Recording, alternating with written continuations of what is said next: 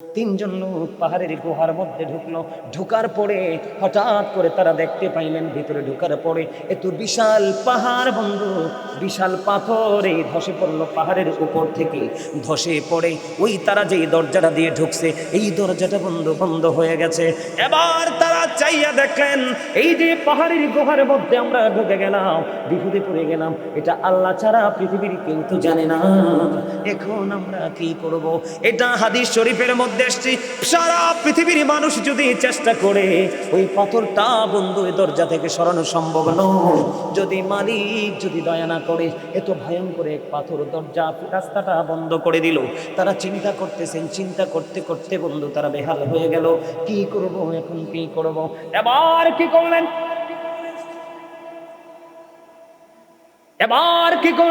তিনজন মিলে চিন্তা করলেন, তিনজন মিলেমিশে চিন্তা করলেন যে আমাদের পার্সোনাল কিছু আমল আছে। কি আছে? পার্সোনাল কিছু আমল আছে আমার। তিনজনের কি আছে? পার্সোনাল স্পেশাল কিছু আমল আছে। তিনজনে মিলে পরামর্শ করলেন, আল্লাহর কাছে আমাদের নিজ নিজ আমল দিয়ে আল্লাহর কাছে আজকে দরখাস্ত করব। কি করব? দরখাস্ত করব, আমার আল্লাহ এই দরখাস্তের উসিলায়, আমলের উসিলায় আমাদেরকে কি করবে, বিপদ থেকে বাঁচাবে। তিনজন মিলে পরামর্শ করলেন। এর মধ্যে প্রথম জন হলো মা বাবার পাগল সন্তান। সুবহানাল্লাহ। প্রথম সন্তান কি? বাবা মার পাগল সন্তান। তিনজন মিলেই বন্ধু তারা চিন্তা করে তিনজনের জীবনের তিনটা গুরুত্বপূর্ণ আমল তারা খুঁজে বের করলেন। এর মধ্যে প্রথম যিনি, ওনার জীবনের বন্ধু একটা আমল হলো মা বাবার প্রতি গুরুত্বপূর্ণ এক প্রেমের নিদর্শন। নিদর্শনটা হলো কেমন জানেননি? যেই তিনজনের মধ্যে আজকে একজন বন্ধু পাহাড়ের গুহার মধ্যে ঢুকে বিপদে পড়ে আছে, এই সন্তানটা মা বাবার পাগল। সে ছিল একটা কাঠুরিয়া। কি? সে ছিল একজন কাঠুরিয়া। সকাল যখন হতো বন্ধু দা অথবা কুড়াল নিয়ে তিনি জঙ্গলে যেতেন, কাঠ কেটে বন্ধু এনে তিনি বিক্রি করে তার জীবিকা উপার্জন করতেন। বন্ধু ওনার ঘরে দুধ দোহনের প্রাণী ছিল। আমাদের ঘরে ছাগল থাকে না, গাভী থাকে না, এইরকম বন্ধু দুধের প্রাণী। আজকে কাঠ কাটতে গিয়ে বন্ধু দেরি হয়ে গেল, কাঠ কাটতে গিয়ে দেরি হয়ে গেল, সময় মতো আসতে পারলেন না, অনেক দেরি করে আসলেন। আইসা দেখেন মা বাবা বন্ধু ঘুমিয়ে গেছে। যখন ঘুমিয়ে গেল, কাঠগুলো রেখে আগে বন্ধু তিনি দুধ দহন করলেন। দুধ দহন করার পরে যখন তিনি ঘরে গেলেন, ঘরে যাওয়ার পরে যাইয়া দেখলেন এখনো বাবা মার ঘুম ভাঙে না, বাবা মা ঘুমিয়ে আছে। দুধ যখন দহন করলেন, আপনারা বলেন একটা ছেলে লাকড়ি কেটে এনে এসেছে, কত কষ্ট না লাকড়ি কাটা। লাকড়ি কাটা, এটাকে আলাদা করা বন্ধু অনেক কষ্টের কাজ। সন্তান কত মা বাবার পাগল, নিজের কষ্টটাকে পুরো কুরবানি করে দিল, পুরো কষ্টটাকে কুরবানি করে দিয়ে বন্ধু এবার কি করলেন, পুরো কষ্টটাকে কুরবানি করে দিয়ে দুধটা দহন করলেন। দুধের পাত্রটা হাতে নিয়ে বন্ধু দাঁড়িয়ে গেলেন। হাদিস শরীফের মধ্যে এসেছেন তার ওরসের সন্তান। সন্তান বাবাকে ডাকে, বাবা, বাবা গো, দাদু দাদা ঘুমিয়েছে গো, আমাকে একটুখানি দুধ দাও না, আমি দুধ পান করব। কেমন সন্তান! ওই সন্তান একটা ডাক দিয়ে বলল, বাবা, বাবা গো, যতক্ষণ পর্যন্ত আমি আমার মা এবং বাবাকে দুধ খাওয়াতে না পারবো, আমি কাউকে পাতিল থেকে দুধ দিব না। জোরে জোরে কন্যা সুবহানাল্লাহ। কেমন পাগল সন্তান! নিজের সন্তান দেখে দেখে বলে, বাবা একটুখানি দুধ দাও। সন্তান দুধ দেয় না, না না না, আমি আগে আমার মাকে খাওয়াবো, আমি আগে আমার বাবাকে খাওয়াবো, তার আগে আমি তোমাকে দুধ দিব না। হাদিস শরীফের মধ্যে এসেছে বন্ধু, বাচ্চাটা দুধের জন্য কান্না করলো, বাবা দুধ দিল না। বন্ধু এমনি করে করে রাত্রটা পোহায় গেল।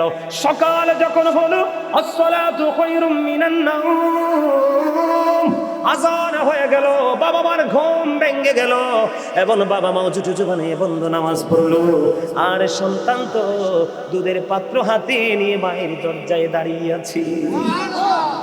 বাবা মা উঠলো, ওঠার পরে বাবা মাকে দুধটা খাওয়ালো, দুধ পান করলো। বন্ধু, এমন প্রেম মা বাবার সাথে আজকের এই সন্তান পৃথিবীর কেউ জানে না। পাহাড়ের গুহার মধ্যে বিপদে পড়ে আছে, এবার কি করবে? আজকে আল্লাহকে একটা ডাক দিয়ে বললেন, আল্লাহ গো, ওই দিন আমি পাহাড় থেকে গিয়েছিলাম, শরীর অত্যন্ত ক্লান্ত ছিল, আমি খুব টায়ার্ড ফিল করেছিলাম, কিন্তু তারপরেও আমার বাবা মার প্রেম এত বেশি ছিল গো, আমি যুদ্ধ হাই আমার সন্তান কি পর্যন্ত দেইনি গো, সারাটা রাত ওই মায়ের দরজার পাশে দাঁড়াইয়া রইলাম। আল্লাহ, ওই দিন মা বাবার সাথে মিষ্টি আচরণ করেছিলাম শুধু গো, শুধু তুমি আল্লাহকে খুশি করার জন্য। ওই দিন বাবা মার সাথে যেই আচরণ করেছি, যে ব্যবহারটুকু করেছি, ওই ব্যবহার যদি তোমার কাছে ভালো লেগে থাকে, তাহলে আজকে ওই বিপদ থেকে তুমি আমাকে উদ্ধার করো। ওয়াল্লাহি ওয়াল্লাহি, আল্লাহর কসম করে বলছি বন্ধু, এই হাদিসটা আমি কতবার পড়েছি এটা আমি সংখ্যা গণনা করে বলতে পারবো না। যতই দেখি, যতই পড়ি, ততই যেন প্রেমে পড়ে যাই। কত নিয়ামত আমার ঘরে, আমার আঙিনায় হাঁটাহাঁটি করে রে, আমরা এই নিয়ামতটুকু চিনতে পারি না। এটা কত বড় দুঃখজনক বন্ধু। আজকে সন্তান ওই পাহাড় থেকে দোয়া করতেছে, দোয়া করতে করতে করতে করতে এবার বন্ধু আল্লাহর কাছে যখন দোয়া করো শেষ হয়ে গেল, এবার চাইয়া দেখে রে, দরজা থেকে পাথরটা আল্লাহর কুদরতে একটু সরে গেছে। জোরে জোরে সুবহানাল্লাহ। বন্ধু, যদি ওই দুটো বলতে যাই অনেক সময় লাগবে রে। পরে যে দুইজন তাদের জীবন ওই দুইটা অত্যন্ত গুরুত্বপূর্ণ। ওই দিকে যাব না, কারণ মেহমানদেরকে বিদায় দিতে হবে, তারা বসতে চাইলেই কিন্তু বসিয়ে রাখা যায় না, তাদেরকে বিদায় দিব। আলোচনাটা এই বিষয়টাই, টপিকটা আমি শেষ করে দেই বন্ধু, এরপর ওনাদের পরিচয় করিয়ে বিদায় দিব। আমার দিকে তাকান, ঠিক আছে? আমার দিকে তাকান। ওয়াজ আপনাদের কাছে ভালো লাগে? ভালো লাগতেছে? আলহামদুলিল্লাহ বলেন। দেখছেন দেখছেন, ওনারাও প্রেমে পড়ে গেছে। বাবা মার প্রেম এত মধুর।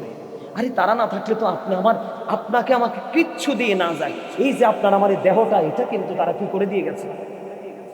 অসুখ হইলে মা ওষুধ খায় নাই, সন্তান অসুখ হইলে আগে তারে খাওয়াইছে। কথা কন না কেন?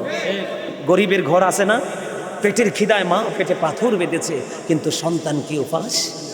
কত কত কত বড় লোকের দরজায় গিয়ে অপমানিত হয়েছে, লাঞ্ছিত হয়েছে, তারপরেও সন্তানের প্রতি বিরক্ত। ঠিক না? ঠিক রে, বাস্তব কথা কিনা বলেন? সেই মা বাবাকে কষ্ট দেওয়া যায়? আরো ওই দুইজন যখন বন্ধু তাদের নিজস্ব কর্মকে প্রেজেন্ট করে যখন আল্লাহর কাছে ওসিলা দিয়ে দোয়া চাইলেন, ওই পাথরটা একটু একটু করে সরে যায়, তারা বিপদ মুক্ত হয়ে যায়। জুড়ে জুড়ে কন্যা সুবহানাল্লাহ। এবার আসেন বন্ধু, আর দুইটো জায়গা আপনাদেরকে নিয়ে একটু বিচরণ করব, কারণ আমার আরো দুইটো বিষয় বাকি আছে, একটু একটু করে আলোচনা করব। বন্ধুরে আমার, মূসা নবী একদিন আল্লাহকে প্রশ্ন করলেন। মূসা কালিমুল্লাহর নাম আপনারা শুনেছেন তো? 1,24,000 নবী রাসূল আল্লাহ কি করেছেন? পাঠিয়েছেন। এর মধ্যে 8 জনকে আল্লাহ শরীফ উপাধি দিয়েছেন। এর মধ্যে একজন হলো মূসা কালিমুল্লাহ। মূসা স্পোক টু আল্লাহ, মূসা আল্লাহর সাথে কথা বলেছেন। মূসা এমন একজন আল্লাহর নবী। মূসা কালিমুল্লাহ একদিন আল্লাহ রাব্বুল আলামিনকে ডেকে বললেন, আল্লাহ, আমি মূসার সাথে জান্নাতে বন্ধু হয়ে কে যাবে গো? আমার আল্লাহ মূসা কালিমুল্লাহকে জানিয়ে দিলেন, তোমার সাথে জান্নাতে বন্ধু হয়ে যাবে আলী বিন মুআফিক। আল্লাহ গো, সে কোথায় গো? কই বলকে চলে যাও। এবার মূসা নবী ওই খবর পেয়ে বলকে চলে গেলেন। বলকে যাইয়া দেখলেন আলী বিন মুআফিক বন্ধু এত বিশ্রী, এত কুশ্রী, এত কালো। মূসা কালিমুল্লাহ দেখে আশ্চর্য হয়ে গেলেন, এত বিশ্রী চেহারার মানুষ, এত কালো চেহারার মানুষ, কেমন করে আমি মূসার সাথে বন্ধু হয়ে জান্নাতে যাবে? আপনারা সবাই একটু সামনে আসেন না, দেখেন তারা অনেকক্ষণ দাঁড়ায় রয়েছে কষ্ট করে। আমি আগে আপনাদেরকে বলছিলাম, এই তুমি আসো এখানে, বাবু আসো, তোমার সামনে খালি জায়গায় আসো। ভাই আপনারা দয়া করে সামনে আসেন। নবীজির সুন্নত হলো আপনি বসবেন, আপনার সামনে আশেপাশে জায়গা থাকলে আপনার ভাইকেও বসতে দিবেন। সবাই আসেন। এই যে ভাইয়ের আপনারা সবাই আসেন না দয়া করে, এই যে ওই মানুষগুলো এই অনেকক্ষণ ধরে দাঁড়িয়ে আছে, সবাই আসেন। আসেন না সবাই? সবাই আসেন, সবাই আসেন। আরে ভাই ওনাদেরকে বসতে দেন না, আসেন সবাই আসেন। আরো জোরে বসেন। ইয়া রাসূলুল্লাহ, ইয়া হাবিবাল্লাহ, ইয়া রাসূলুল্লাহ, ইয়া হাবিবাল্লাহ, তোমার মুক্তি নিদান কালে আসিও নবী গো, আমার শিয়রে দেখিব আপনাকে আপন নজরে। ইয়া রাসূলুল্লাহ, ইয়া হাবিবাল্লাহ ইয়া রাসূলুল্লাহ না শুনেছি হাদিসে দেখিলে আপনাকে জীবনের গোনা ঝরে পড়ে দিও দেখা দয়া করে ইয়া রাসূলুল্লাহ ইয়া হাবিবাল্লাহ ইয়া রাসূলুল্লাহ ইয়া হাবিবাল্লাহ ভুকরে না কি রশিয়া সওয়াল করবে বসাইয়া নিবেন পর্দা দয়াল নবী উঠাইয়া সালাম জানাবো কদম সুইয়া ইয়া রাসূলুল্লাহ ইয়া হাবিবাল্লাহ ইয়া রাসূলুল্লাহ আসসালাতু ওয়াসসালামু আলাইকা ইয়া রাসূলুল্লাহ জোরে জোরে কোন আলহামদুলিল্লাহ। অল্প সময়ের মধ্যে এই বিষয়টা আমি ক্লোজ করে নিচ্ছি। আমার দিকে তাকান, মূসা নবী কি আশ্চর্য হয়ে গেলেন। এত কালো এত বিশ্রী চেহারার মানুষ তার জীবনে কি এমন আমল করলো যেই আমলের গুণে সেই আমি মূসার সাথে জান্নাতে বন্ধু হয়ে যাবে। মূসা কালিমুল্লাহ এবার বন্ধু ওই আলী বিন মুআফিকের কর্মটা দেখতেছিলেন। সে ছিল একজন গোশত বিক্রেতা, যাকে আমরা বাঙালিরা বলি কসাই, ঠিক কিনা বলেন? তার নাম হলো বন্ধু আলী বিন মুআফিক। ওই কসাই গোশত বিক্রি করতেছে, কিন্তু সবচেয়ে মজার জায়গা হলো গোশতের পশু জবাই করে বিক্রি করতেছে। কিন্তু সবচেয়ে গুরুত্বপূর্ণ যে জায়গাটা, এটা প্যাকেট করে বন্ধু একটা সাইডে রেখে দিয়েছে। চুরি চুরি কন্যা সুবহানাল্লাহ রেখে দিয়েছি। এবার ওই কসাই গোশত বিক্রি করলো। গোশত বিক্রি করা যখন শেষ হয়ে গেল, এবার বন্ধু ওই আলী বিন মুআফিক তার বাড়ির দিকে রওনা হলো। মূসা কালিমুল্লাহ তার সঙ্গে সঙ্গে বাড়ির দিকে রওনা হলো। যাইতে যাইতে যাইতে যাইতে মূসা নবী যাইয়া দেখলেন তার মা এত বৃদ্ধ, এত বড় বুড়া হয়েছে, হাঁটতে চলতে পারে না বন্ধু। একটা খাঁচার আরামদায়ক একটা খাঁচার মধ্যে বসাইয়া একটা উঁচু জায়গার মধ্যে রেখে এসেছে, যেন কোনো বিষাক্ত পোকামাকড় মাকে ধ্বংস করতে না পারে, ধ্বংসন করতে না পারে। বন্ধু এবার গেলেন আলী বিন মুআফিক, সারাদিনই গোশত বিক্রি করলেন।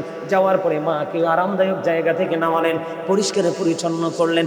করার পরে বন্ধু নিজে গোসল করেননি, ফ্রেশ হয়নি, আগেই চলে গেলেন বন্ধু মায়ের জন্য খাবার তৈরি করতে। মায়ের জন্য খাবার তৈরি করলেন। মূসা নবী দাঁড়িয়ে দাঁড়িয়ে আলী বিন মুআফিকের দৃশ্য দেখি এবার মাকে রুটি বানালেন, গোশত রান্না করলেন। দেখে দেখেই বন্ধু সব কাজ সম্পূর্ণ হলো। এবার মূসার যেই সাথী বন্ধু হয়ে জান্নাতে যাবে, ওই আলী বিন মুআফিক গোসল করতে গেল। এবার বুড়িমার দিকে চাইয়া দেখে রে মা আল্লাহর দরবারে দুই হাত তুলে দোয়া করছে। মূসা কালিমুল্লাহ ডাক দিয়ে বললেন, ওগো বুড়িমা বলেন না আপনি কি দোয়া করতেছেন? এবার ওই বুড়িমা প্রশ্ন করলো, কে গো আপনি? আপনাকে তো আমি চিনতে পারিনি। এবার ওই মূসা কালিমুল্লাহ ডাক দিয়ে বললেন, আমি গো তোমার নবী মূসা কালিমুল্লাহ। এবার বুড়িমা তো পাগল হয়ে গেল।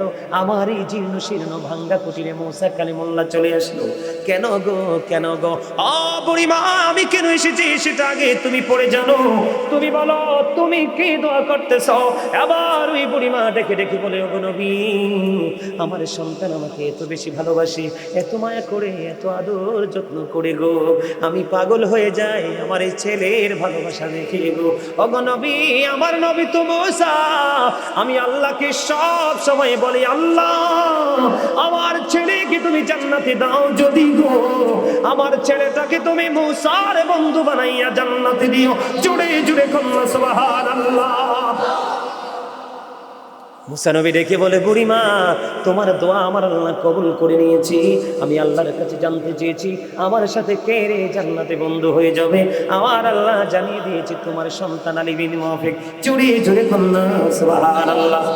ছোট্ট করে আরেকটা হাদিসের একটা অংশ বন্ধু, ওটাও অনেক লম্বা হাদিস, ছোট্ট একটা অংশ বলে এই বিষয়টাকে শেষ করে দিব।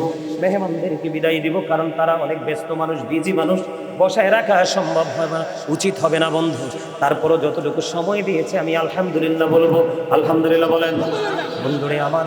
এই হাদিসটাও বুখারী শরীফের একটা অংশ, খেয়াল করেন। বাবা মার ওজন, বাবা মার মর্যাদা কত, তাদের জবান আল্লাহর কাছে কত পবিত্র, কত পছন্দের বোঝানোর জন্য। এখন আমাদের দেশে অনেক মসজিদের ইমাম সাহেব আলেম ওলামা বাবা মাকে কষ্ট দেয়, আছে না নাই? আছে না নাই? লাঠি দিয়া পর্যন্ত বাবার গায়ে আঘাত তোলে। এরকম ইমাম জানা থাকলে তার পিছনে কোনোদিন নামাজ পড়বেন না। কারণ সার্টিফিকেট থাকলে, শিক্ষাগত যোগ্যতা থাকলেই শুধু ইমাম হওয়ার যোগ্যতা রাখে না। ইমাম হওয়ার জন্য তার গুড ক্যারেক্টার সম্পূর্ণ হতে হবে, উত্তম চরিত্রের অধিকারী হতে হবে। ও বন্ধু, তার ক্যারেক্টার যদি গুড না হয়, ভালো না হয়, কখনোই সে যতই শিক্ষিত হোক ইমাম হওয়ার যোগ্যতা রাখে। ঠিক কিনা বলে? একটা বন্ধু হাদিসের একটা অংশ, একজন আল্লাহওয়ালা পাগল যুবক ছিলেন, যার নাম ছিল, হাদিস শরীফের মধ্যে এসেছে, যার নাম হলো হযরত জুরাইজ। বুখারীতে এসেছে, হাদিসখানা খেয়াল করেন, অত্যন্ত গভীরভাবে খেয়াল করেন। এই ঘটনা বলে হাদিসটুকু অংশটুকু বলে শেষ করে দেব। বন্ধুরে আমার, আমরা যেমন আজকে একত্রিত হয়েছি, মসজিদে জামাত পড়তে একত্রিত হই, ওই হযরত জুরাইজ কিন্তু এমন মানুষ ছিলেন না। উনি একজন সাধক টাইপের লোক ছিলেন। উনি একা একা আমল করতে বন্ধু মজা পাইতো। তখন তিনি লোকালয় থেকে অনেক দূরে তিনি একটা হুজরা বানালেন। কি বানালেন? লোকালয় থেকে তিনি একটা হুজরা বানালেন। বন্ধু, লোকালয় থেকে তিনি একটা হুজরা বানালেন। এদিক তাকান, হুজরা বানাইয়া, হুজরাটা বানাইছে হাদিস শরীফের মধ্যে আসছে মাটি দিয়ে। কি দিয়ে? মাটি দিয়ে তিনি হুজরাটা বানালেন। হুজরাটা মাটি দিয়ে বানাইয়া, হুজরাটা মাটি দিয়ে বানাইয়া, ও বন্ধু, এটার মধ্যে তিনি সব সময় আমলে নিয়োজিত থাকে। আমরা তো টাইম টু টাইম করি, ঠিক কিনা? কিন্তু ওই জুরাইজ টাইম টু টাইম নয়, অলওয়েজ আল্লাহর জন্য আল্লাহর দরবারে তিনি প্রার্থনা করতেছেন বন্ধু। কন্টিনিউয়াসলি তিনি প্রে করতেছেন হুজরায় বসে বসে। একদিন তিনি নামাজরত অবস্থায়, গভীর খেয়াল, অত্যন্ত সেন্সিটিভ একটা বিষয় বন্ধু, গভীর তিনি নামাজ পড়ে। নামাজের মতো বড় আমল আর কিছু আসেনি। এটা আপনি ফরজ বলেন, ওয়াজিব বলেন, সুন্নাত বলেন, নফল বলেন, নামাজের মাধ্যমে আল্লাহর কদমে আমরা কপাল লাগাই, এটার চেয়ে বড় জিকির আর কিছু হতে পারে না।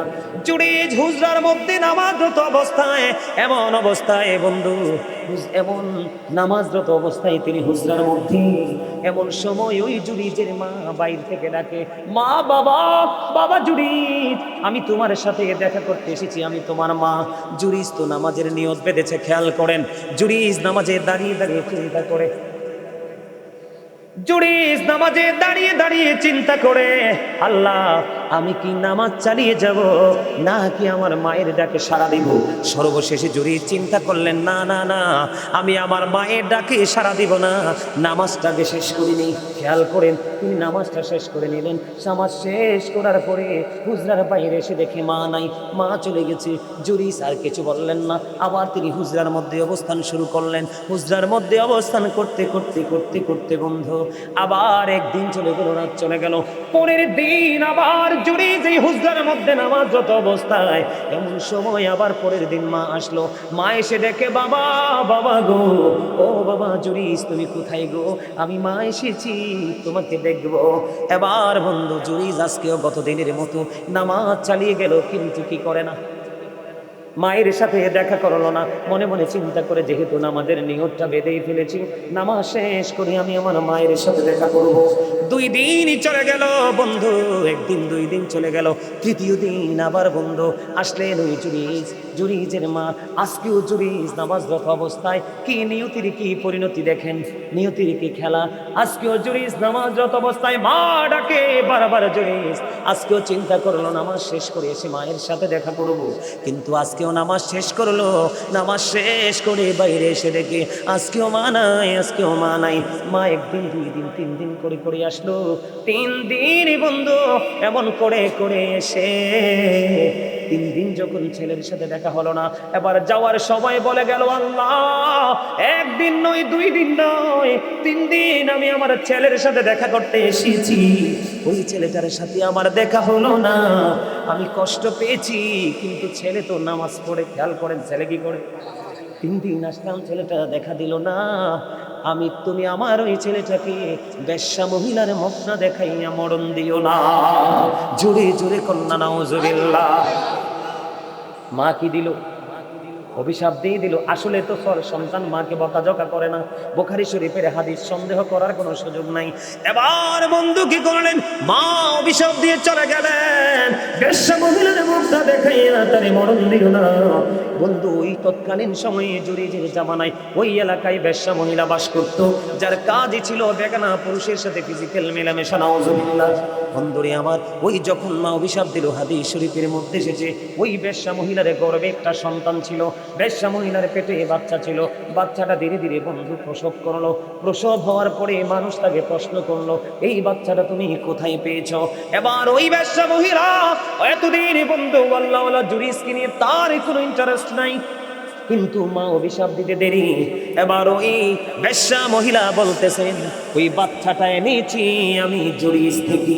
জুরি জুরে কন্যা নাউজুবিল্লাহ। আসলে তো সরল মনা জুরিস কিছুই জানে। অভিশাপ কোনটা কাজে লাগছে? মায়ের অভিশাপ, ঠিক কিনা বলেন বন্ধুরে আমার? এবার দেখবেন চোর যদি চুরি করে কেউ কিছু বলে না, কিন্তু মসজিদের ইমাম সাহেব যদি পান থেকে চুন কষে, দেখবেন তার পিঠের চামড়া থাকে না, চাকরি থাকে না, ঠিক কিনা বলেন? এটা বাস্তব কথা না বন্ধুরে আমার? এবার তৎকালীন সময়ে যখন মানুষ শুনলো জুরি যে বেশ্যা মহিলার সাথে অবৈধ কাজ করেছে, ওই বেশ্যা মহিলার পেটে সন্তান এসেছে, এবার কিছু উগ্রবাদী প্রত্যেকটা মহল্লায় আছে না নাই? যেটা করা দরকার নাই সেটাও করে, যেটা করার দরকার আছে সেটা করে না, আছে না নাই? তৎকালীন সময়ে বন্ধু কিছু উগ্রবাদী মানুষ জলদি চলে গেল, হুজুরি যে মাটির হুজরাটাকে ভেঙে ফেললো, তাকে কন্টিনিউয়াসলি বন্ধু প্রহার করতে শুরু করলো। মারতে মারতে মারতে মারতে প্রহার করতে করতে বন্ধু তাকে টেনে হেঁচড়ে তার হুজরা থেকে বের করলো। এবার জুরিস বলল, তোমরা আমাকে এভাবে প্রহার করতেছো কেন? কেন গো আমাকে তোমরা প্রহার করতেছো? এই কথা বলার পরে এবার হযরতে জুরিস যখন প্রশ্ন করলো, তখন ওই মানুষগুলো বলল, তোমাকে প্রহার করার কারণ হলো তুমি বেশ্যা মহিলার সাথে অবৈধ মেলামেশা করে তার গর্ভে সন্তান দিয়েছো। জুরিস এবার ওই আল্লাহওয়ালা বুজুর্গ সাধক ওই জুরিস বলল, আমি ওই মহিলার সাথে কোনো মেলামেশা করিনি, ওই বাচ্চাটা কোথায় আমার কাছে নিয়ে আসো। খেয়াল করেন জুরিজের পাওয়ার কত, আল্লাহর কাছে, আল্লাহর সাথে তার কত প্রেমের বন্ধন। ওই জুরিজ কনফিডেন্সলি বলল, তোমরা একটা কাজ করো, আমাকে একটা ঘটি পানি দাও, আমি একটু নামাজ পড়বো। একটা ঘটি পানি দিয়ে উজু বানাইয়া তিনি নামাজে দাঁড়ালেন। নামাজে দাঁড়ানোর পরে নামাজ শেষ করলেন। নামাজ শেষ করার পরে এবার দেখেন কত মজার খবর, নামাজ শেষ করার পরে এবার তিনি ডাকলেন, কোথায় ওই বেশ্যা মহিলার বাচ্চা, আমার কাছে নিয়ে এসো। এবার ওই বাচ্চাটাকে নিয়ে আসলো। আমি যে ওয়াজ করতেছি ভালো লাগছে বলেই কিন্তু সবাই আসছেন, ভালো না লাগলে কি বসতেন? সবাই চলে যেতেন। কিন্তু মানুষের মধ্যে একটা প্রশ্ন কন্টিনিউয়াসলি ঘুরপাক খাচ্ছে, এমন আল্লাহওয়ালা জুরিস এমন নাপাক কাজ কোনোভাবে করতে পারে না, এটা করতে পারে না। আসলে বাস্তবতা কি দেখবো, মানুষ বন্ধু লোকে লোকারণ্য হয়ে গেল, মানুষগুলো সারি সারি ভাবে দাঁড়িয়ে গেল। ওই ছোট্ট বাচ্চাটাকে জুরিজের সামনে বন্ধু আনা হলো, দৃশ্য দেখার জন্য মানুষগুলো পাগল পাড়া হয়ে গেল। ওই ছোট্ট বাচ্চাটার পেটটার উপর জুরিজের ওই বরকতময় হাত রেখে ওই বাচ্চাটাকে ডাক দিয়ে বললেন, মাত্র এই কয়েকদিন হয়েছে বন্ধু বাচ্চাটা হয়েছে, একেবারেই ছোট্ট শিশুর কথা বলা তো একেবারে ইম্পসিবল, ঠিক কিনা বলে? এখন বাচ্চাটার পেটটার উপর হাতটা রাখতে দেরি, পেটটার উপর বন্ধু হাতটা রাখতে দেরি রে। ও বন্ধু বাচ্চাটাকে হাতটা রেখে বলল, বাবু বলো না তোমার বাবা কে? ওই ছোট্ট বাচ্চা একটা ডাক দিয়ে বলল, ওই রাখাল আমার বাবা। আওয়াজ তোরে বলেন না সুবহানাল্লাহ। তাইলে জুরিজের পাওয়ার আছে না নাই? কথা বলেন, পাওয়ার আছে না নাই? জুরিজের পাওয়ার আছে না? এত পাওয়ার থাকার পরেও কিন্তু মা অভিশাপ দিতে দেরি লাগছে, দেরি নেই। আপনাদেরকে বুঝাইতে চেয়েছি, বাবা মা কি ওহ শব্দ যেন করতে না পারে, এতটুকু আঘাত দেওয়া যাবে না। আমি কিন্তু এই ওনাকে একটু পরপর তাকাচ্ছি, এই যে আমাদের আজকে চিফ গেস্ট হিসাবে আপনি একজন, আপনাদের বাড়ি কোথায়? হ্যাঁ হ্যাঁ, আপনারা আমার চিনা চিনা লাগতেছে, খুব কাছের মানুষ মনে হচ্ছে। হ্যাঁ আচ্ছা আচ্ছা, আপনার বাড়িটা কোথায়? এই ইলাসপুরের পাশের গ্রামে আমার। আপনি ইয়া না, কি জানি বলে? হ্যাঁ, আমার বাড়ি হচ্ছে ভৈরবপুর, পাহাড়পুর ভৈরবপুর। আমি তো এই জন্য আপনারা খেয়াল করছেন নি যে আমি ওয়াজ করতেছি আর ওদিকে তাকাচ্ছি, আপনি যদি এত আগে চলে যাইতেন তাহলে কিন্তু আমি আপনাকে আইডেন্টিফাই করতে পারতাম না। আলহামদুলিল্লাহ, আরো যারা বলেন না আলহামদুলিল্লাহ। মানে আমার একবারে কাছের মানুষ এসে বলে, আমি কি দেখছেন না আপনারা বারবার খালি ওদিকে তাকাইছি, আমি কিন্তু ওনার ফেসটাকে শুধু কি করেছি খেয়াল করেছি, আমার কাছে মনে হচ্ছে আমার খুব কাছের মানুষ। আলহামদুলিল্লাহ বলেন, আরো যারা বলেন আলহামদুলিল্লাহ।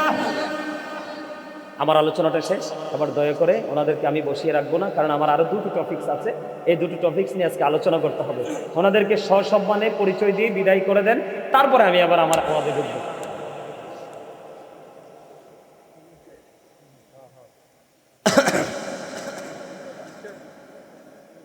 না অসুবিধা নেই, অসুবিধা নেই, আপনারা আসাটাও আমাদের প্রোগ্রামের আজকে একটা সৌন্দর্য। আলহামদুলিল্লাহ বলেন।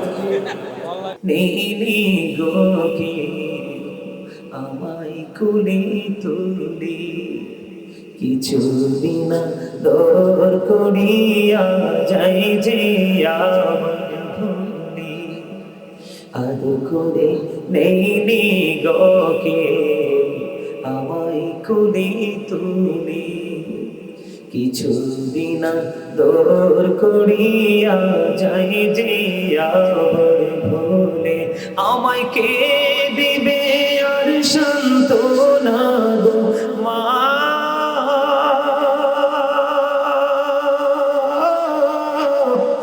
আমায় কে দিবে আর সান্ত্বনা গো একটু আদর করে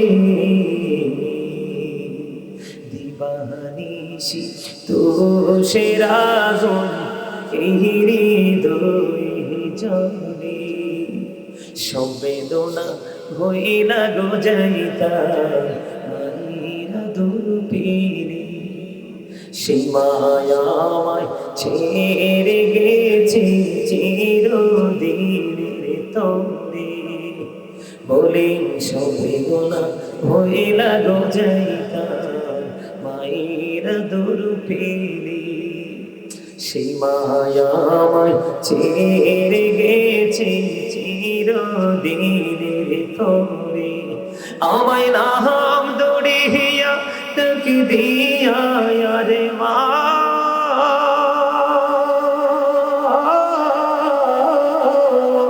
আমায় নাম দড়িয়া তাকে দিয়া কে নিবে ঘোরে দিবানিশি তু সেরাগুন এই হৃদয়ে জলে। মারহাবা। গজলটা আরো বড়, আরো যদি লম্বা করি তাহলে আমার আরো সময় লেগে যাবে, কিন্তু আমার ওয়াজ বাকি রয়েছে। আমি কি ওয়াজ শেষ করব নাকি আরেকটু করবো আলোচনা? মা বাবা নিয়ে যেটুকু করছি তো সারবো তো, চলবে না? যারা বোঝার কিন্তু বুঝে গেছে, যারা বুঝেছেন বুঝে গেছেন। তবে সর্বশেষে হাদিস থেকে একটু বুঝাইতে চেষ্টা করছি আপনাদেরকে যে বাবা মাকে কোনোভাবে কি করা যাবে না, কষ্ট দেওয়া যাবে না। এখন আমি কি করি কোন তো, ওরা যে দাঁড়ায় রয়েছে আমার কাছে তো খারাপ লাগতেছে। হ্যাঁ আপনারা ভাইয়েরা আমার, আপনাদেরকে আবারও বলছি, আপনারা অনেক লম্বা সময় তো আলোচনা শুনতেছেন, আমি খুব অল্প সময়ের মধ্যে শেষ করে দিব। আপনারা সবাইকে বিনীতভাবে অনুরোধ করছি, আপনাদের মাঝে মাঝে একটু একটু গ্যাপ আছে, একটু সামনের দিকে এসে বসেন না দয়া করে। এই যে ওরা কত মানুষ, ওরা দাঁড়ায় রয়েছে, সবাই আসেন সামনের দিকে, ওদেরকে একটু বসতে দেন। আচ্ছা ঠিক আছে, আপনারা কথা বললেন না, আমি একটা আলোচনা করবো এখন ছোট্ট করে। কি করে? কোরআন শরীফ না, আমার দিকে তাকান, আপনারা একটু আমার দিকে খেয়াল করেন। হ্যাঁ কথা বলবেন না দয়া করে, এতক্ষণ যেভাবে আদবের সাথে আলোচনা শুনেছেন ঠিক এইভাবে আলোচনা শুনবেন। একটু মহব্বত করে আদবের সাথে আমি একটু আলোচনা করব একটা বিষয় নিয়ে, কারণ ওই সমস্যাটাও আমাদের সমাজের মধ্যে অনেক বেশি দেখা যায়। কেন বলতেছি জানেননি? আমাদের এলাকায় এখন কিন্তু আমাদের প্রত্যেকটা, সারা বাংলাদেশের প্রত্যেকটা আনাচে কানাচে কোনো জায়গায় একটু মানুষগুলো ফাস্ট, আবার কোনো জায়গায় একটু স্লো, কিন্তু সমস্যাটা আছে, এটা কিন্তু সত্য। সেই সমস্যাটা হলো আপনার আমার দুনিয়ার নিজের পার্সোনাল সব কিছুই কিন্তু সহজভাবে চলে, একটা জায়গা চলে না, সেটা হলো মসজিদ। না ভুল বলছো? আমার ঠিকটা আপনারা ভালো করে বলেন না কেন? একটা জায়গা কিন্তু ভালো করে চলে না। মসজিদে ইমাম সাহেবকে হাদিয়া দিবে, খতিব সাহেবকে হাদিয়া দিবে, সবার ঘরে ঘরে কত 200, 100, 500 এরকম, ঠিক না? এই টাকাটা আমরা দিতে চাই না। এই টাকাটা যদি দিতে চাই না, আমরা কি জবাব দিব আল্লাহর কাছে ওপারে গিয়ে? এখন আপনি নিজেকে ইমানদার হিসাবে যদি আল্লাহর কাছে পরিচয় দিতে যান, তাহলে কিন্তু আল্লাহ যে সম্পদ আপনাকে দিয়েছে, যে দৌলত আপনাকে দিয়েছে, দৌলত থেকে আল্লাহ সন্তুষ্টির জন্য খরচ করতে হবে। এটা রাস্তায় হোক, আপনার জন উন্নয়নমূলক হোক, কোনো গরিব দুঃখীর জন্য হোক, কোনো সহি মাদ্রাসার জন্য হোক, মসজিদের জন্য হোক, মানে আল্লাহর সন্তুষ্টির জন্য আপনাকে কোনো না কোনো অপশন নিয়ে আপনাকে দান করতে হবে। এটা আপনার অনুযায়ী। আপনাকে কিন্তু কেউ প্রেশার দিবে না। কি দিবে না? আপনাকে কেউ প্রেশার ক্রিয়েট করবে না। এই জায়গাটা বোঝানোর জন্য দেখেন সূরা বাকারাতে আল্লাহ রাব্বুল আলামিন বলেছেন, আল্লাযীনা ইউমিনুনা বিল গায়বি ওয়া ইউকিমুনাস সালাতা ওয়া মিম্মা রাযাকনাহুম ইউনফিকুন। আল্লাহু আকবার। আল্লাহ রাব্বুল আলামিন বলতেছেন, বন্ধু সাবধানী ওরাই। কারা সাবধানী? যারা অদৃশ্য বিশ্বাস করে, সালাত কায়েম করে, ওয়া মিম্মা রাযাকনাহুম ইউনফিকুন। আল্লাহ রাব্বুল আলামিন যে সম্পদ দিয়েছে, দৌলত দিয়েছে, মাল দিয়েছে, তা থেকে যারা দান করে, তার মানে আপনি ইমানদার পরিপূর্ণ তখনই হবেন যখন আপনি আল্লাহর সন্তুষ্টির জন্য যেই কোনো জায়গা আপনার অনুযায়ী আপনি দান করবেন। বলে হুজুর কেমন করে দানটা করব? হাদিস শরীফের মধ্যে এসেছে, আমার দিকে তাকান। ছোট্ট করে বলছি, বেশি লম্বা করব না, কারণ অনেক রাত হয়ে গেছে। বন্ধুরে আমার, আপনার আমার প্রাণের নবী একজন অসুস্থ সাহাবীকে দেখতে গেলেন। খেয়াল করেন, অসুস্থ সাহাবীকে যখন দেখতে গেলেন, ওই সাহাবী নবীজিকে ডাক দিয়ে বললেন, নবী গো, ও প্রাণের নবী, আমি আমার সব সম্পত্তি দান করে দিব। নবীজি ডাক দিয়ে বললেন, না না না, সব দান করা যাবে না। এবার বললেন, ইয়া রাসূলুল্লাহ, তাহলে আমি অর্ধেক দান করে দিব। আমার নবীজি বললেন, না না, অর্ধেক দান করা যাবে না। এবার তিনি বললেন, ইয়া রাসূলুল্লাহ, তাহলে 1/3 আমি দান করব, তার মানে 3/1 অংশ আমি দান করে দিব। নবীজি বললেন, হ্যাঁ, এটা তুমি করতে পারো। এবার আপনার মনের মধ্যে প্রশ্ন আসতে পারে, বলে হুজুর, সবগুলোর ক্ষেত্রে নবীজি না করলেন, অর্ধেক খরচ করার ক্ষেত্রে নবীজি না করলেন, 1/3 বেলায় নবীজি কি করলেন? রাজি হলেন। তার মানেটা কি? তার মানে হলো, আপনি সব যদি দান করে চলে যান, আপনার পরবর্তী জেনারেশন ভিক্ষুক হয়ে যাবে, মিসকিন হয়ে যাবে, অন্যথায় ফকির হয়ে যাবে। আপনি চলে যাওয়ার পরে যেন আপনার সন্তান যেন কারো কাছে হাত পাততে না হয়, ভিক্ষা করতে না হয়, এই জন্য আপনি আপনার সন্তানের জন্য রেখে যান এবং আপনার সম্পদ হিসাবে আপনি দান করে যান। হাদিস তাকান, আব্দুল্লাহ ইবনে মাসউদ রাদিয়াল্লাহু তাআলা আনহু থেকে হাদিস কানা বর্ণিত, আপনার আমার প্রাণের নবী, দু জাহানের বাদশা নবী সাহাবায়ে কেরামদেরকে প্রশ্ন করলেন, তোমাদের মধ্যে এমন কি কেউ আছো যে নিজের সম্পদের চাইতে অন্যের সম্পদ, ওয়ারিসের সম্পদ পছন্দ করো? এখন সাহাবায়ে কেরাম বললেন, ইয়া রাসূলুল্লাহ, ইয়া হাবিবাল্লাহ, নবী গো, না না না, আমাদের মধ্যে এমন কেউ নাই যে নিজের সম্পদের চাইতে ওয়ারিসের সম্পদ বেশি পছন্দ করে। এবার আপনার আমার প্রাণের নবী আবার পুনরায় বললেন, নিজের সম্পদ কোনটা, ওয়ারিসের সম্পদ কোনটা তোমরা বুঝি না। আমি আপনাদেরকে বুঝাই, আপনি ইন্তেকালের পরে, আপনি মরার পরে পৃথিবীতে যা রেখে যাবেন, এই সবগুলো হলো আপনার ওয়ারিসের সম্পদ। আর মৃত্যুবরণ করার আগে আল্লাহর সন্তুষ্টির জন্য যেই খাতে দান করে যাবেন, এগুলো সব হলো আপনার সম্পদ।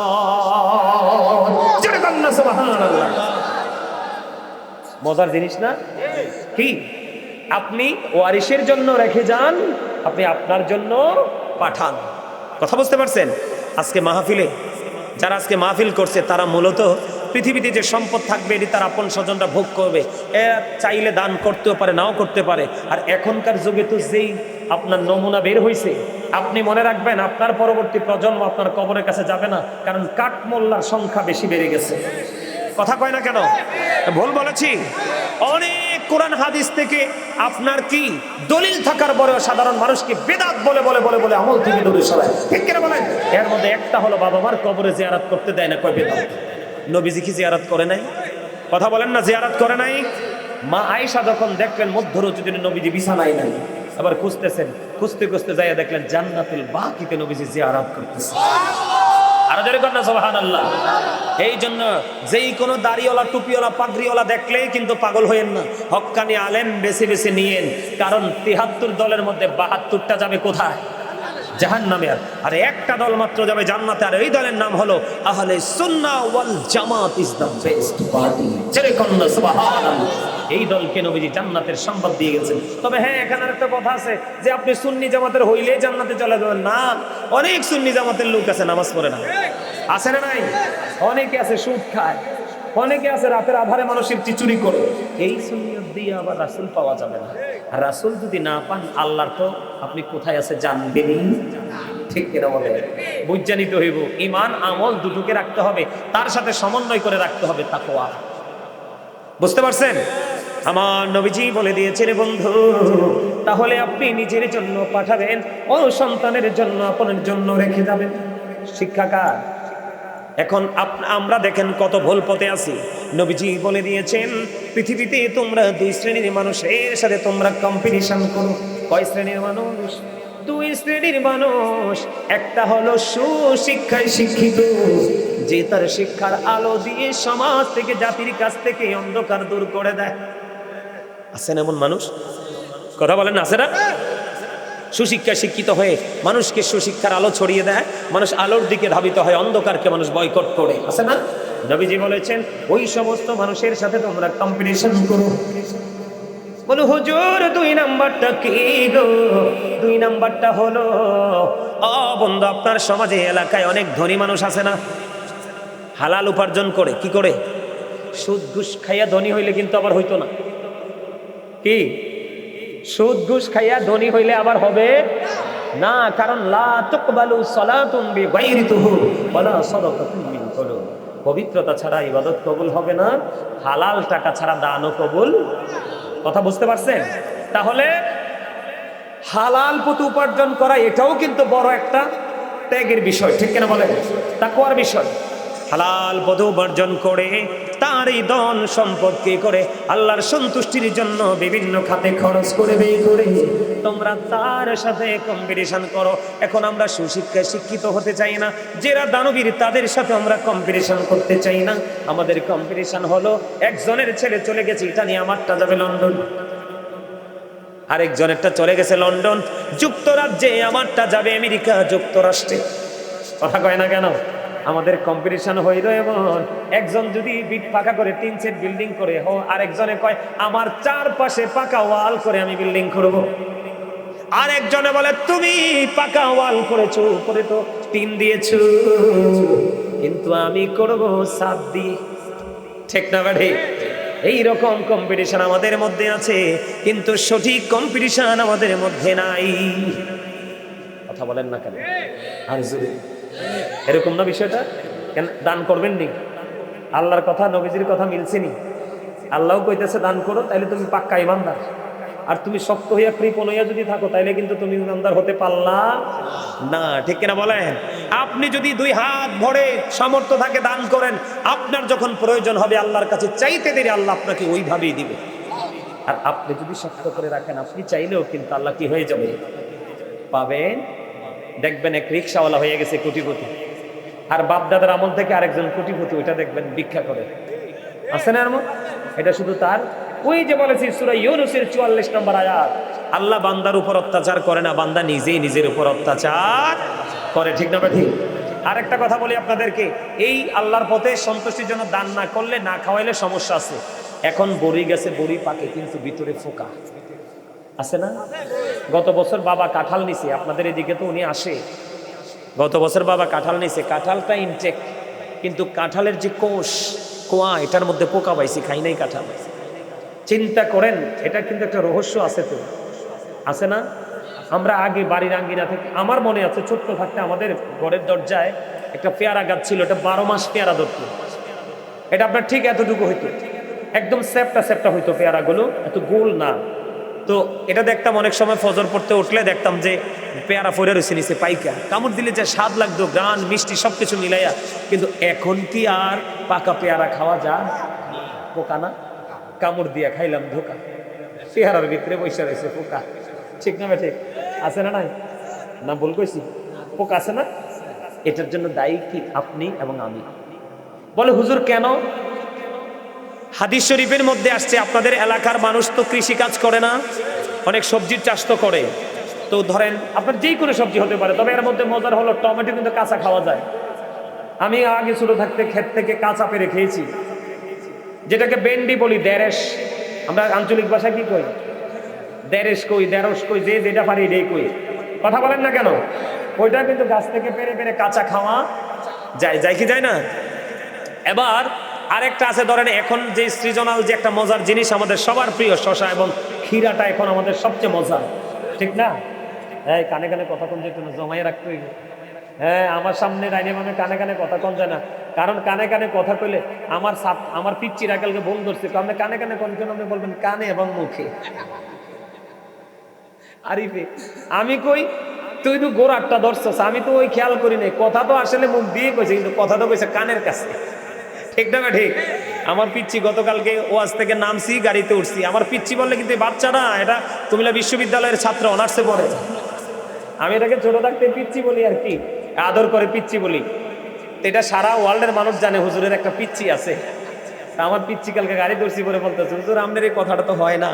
আমি কিটা কই, কি হয় না? আপনি কোন কানে কানে কানে কানে বলবেন কেন? এটা বলবেন কানে মুখে। আগে যাই হোক, আলহামদুলিল্লাহ। আবার কুমিল্লা আলিয়াতে ফাজিল করতেছে মনে হয়, এবার মনে হয় 3rd ইয়ারে সম্ভবত। আরিফের কথা বলতেছে। এরপরে হ্যাঁ, আজীবন আমার কাছে পিচ্চি থাকবে। বড়দের কাছে কি ছোটরা কখনো বড় হয়? বাবা মার কাছে কি সন্তান কখনো বড় হয়? আমার কাছে তো সে কখনোই বড় হবে না। আমার কাছে সে পিচ্চি থাকবে। যতদিন সে পিচ্চির মতো থাকবে, ততদিনই আমার কলিজায় তার বসবাস থাকবে। যেদিন সে বড় হয়ে যাবে, সেদিন কিন্তু আর সেই জায়গাটা পাবে। এটাই কিন্তু বাস্তবতা। সন্তান যখন বাবার মুখে কথা বলে এটা বড় হয়ে গেছে, তখনই কিন্তু সন্তানের প্রতি লানত আসতে পারে, ঠিক না? যেটা বলতে চাইছিলাম আপনাদেরকে এক্সাম্পল স্বরূপ দেওয়ার জন্য, হাদিস শরীফের মধ্যে আসছে। আবার ধরেন আমাদের বাংলাদেশের সবচেয়ে অর্থনৈতিক একটা ভূমিকা রাখে গরু এবং ধান। কথা কয় না কেন? অনেক সময় অনেক গরিব আছে, খাওয়াইতে পারে না ঘরে, গরুগুলো ছেড়ে দেয়। তো মাঠে যাইয়া আরেকজনের ধানের গোছা কি করে? খেয়ে ফেলে, ফেলে কিনা? এখন অনেক সময় দেখা যায় এমন সময় ধানের গোছা খাইছে, এই ধান আর শীষ বের হবে না, ঠিক না? ঠিক। শীষ মানে ধানের ছড়া, আর বের হবে না। এটি কিন্তু বাস্তবতাটা তুলে ধরতেছি আপনাদের কাছে। বাস্তবতাকে অস্বীকার করা যাবে না কিন্তু। কথা বলেন। The cow is useful animal, ঠিক কিনা বলেন? কথা বলেন না কেন? ডোমেস্টিক অ্যানিমেল, এটা অস্বীকার করা যাবে না। বুঝতে পারছেন? এদিক তাকান। এখন বন্ধু, গরিবের গরু আপনার আপনার ক্ষেতের কোনা দিয়ে কয়েকটা ধানের গোছা খেয়ে ফেললো। এমন সময় খেয়েছে, এই সময় আর বন্ধু শীষ বের হবে না, দানের সময় শেষ হয়ে গেল। আপনার আমার প্রাণের নবী বলে দিয়েছে হাদিস শরীফের যে মূল ভাষা, আপনি ওই কৃষককে গালি দেন নাই, আপনি কৃষককে বকা দেন নাই, আপনি কৃষককে কোনো পানিশমেন্ট দেননি, আপনি ধৈর্য ধরেছেন। আমার নবীজি বলেছেন তুমি ধৈর্য ধরেছো, আল্লাহর উপর ভরসা করেছো, কৃষককে তুমি জরিমানা করো নাই, জরিমানা নাও নাই, তোমার জন্য একটা স্পেশাল নিয়ামত বরাদ্দ হয়ে গেল। ওই গরু যতগুলো দানের গোছা খেয়েছে, ওই দানের গোছা খেয়ে ফেলার কারণে তুমি তাকে কোনো বকা দাও নাই, তার কলিজায় আঘাত দাও নাই, তার পশুটাকেও তুমি বেত্রাঘাত করোনি। তোমার আমল নামায় চলে আসবে সদকার সওয়াব। কথা বলেন না কেন? না, গরু তো আর কমন ভাবে কেউ ছাড়বে না, এটা তো ইন কেস। কথা বলেন না কেন? এটা কি? আমি আপনাদেরকে বলছি, আমি কোথায় যাই এই বক্তব্য দিতে দিতে কোথায় যাই আপনারা শেষ পর্যন্ত বসলে না তো বুঝতে পারবেন। টমেটো বলেন, ক্ষীরা বলেন, যেই বলেন, আপনাকে না বলে কি করলো? নিয়ে গেল, খেয়ে ফেললো। এখন কিন্তু কিছু ক্রিমিনাল আছে আমাদের বাংলাদেশে। কি আছে? কিছু ক্রিমিনাল আছে না নাই? একজনের সাথে যদি শত্রুতা থাকে, সাক্ষী হয়ে তার জন্য জরিমানা দাঁড় করায়, আছে না নাই? বন্ধুরি আমার, পশু পাখি কীট পতঙ্গ যাই খায়, আপনার আমল নামায় চলে আসবে সদকার সওয়াব। সুবহানাল্লাহ বলেন না? এখন দেখবেন পুকুর থেকে পাখি দুই একটা মাছ খায়, কি খায়? দেখবেন নেট দিয়ে পুরো ব্লক করে দেয়। এই যুগে পাখি নাই বললেই চলে। আমরা যখন ছোট্ট ছিলাম এত পাখি ছিল, ধান যখন কাইটা অগ্রহণ মাসে শোয়া দিত, কত পাখি এসে ধান খাইতো। তারপরেও জমির মালিক ওই পাখির প্রতি, পশু পাখির প্রতি এত কঠোর ছিল না। এই যুগে আইসা বন্ধু এত পশু পাখি নাই, ফসলে তো নষ্ট করে না, কিন্তু জমির মালিকগুলো অত্যন্ত কঠোরতা অবলম্বন করে কি করে না? আপনার আশেপাশে গাছে আপনার আম ধরছে, এখানে গরিবের হক আছে, আপনি কিন্তু তাকে করোনা করে দিবেন না। মাঠে আপনার ধান হয়েছে ভালো, ওই ফসলের ওসর আপনাকে আদায় করতে হবে। কি করতে হবে?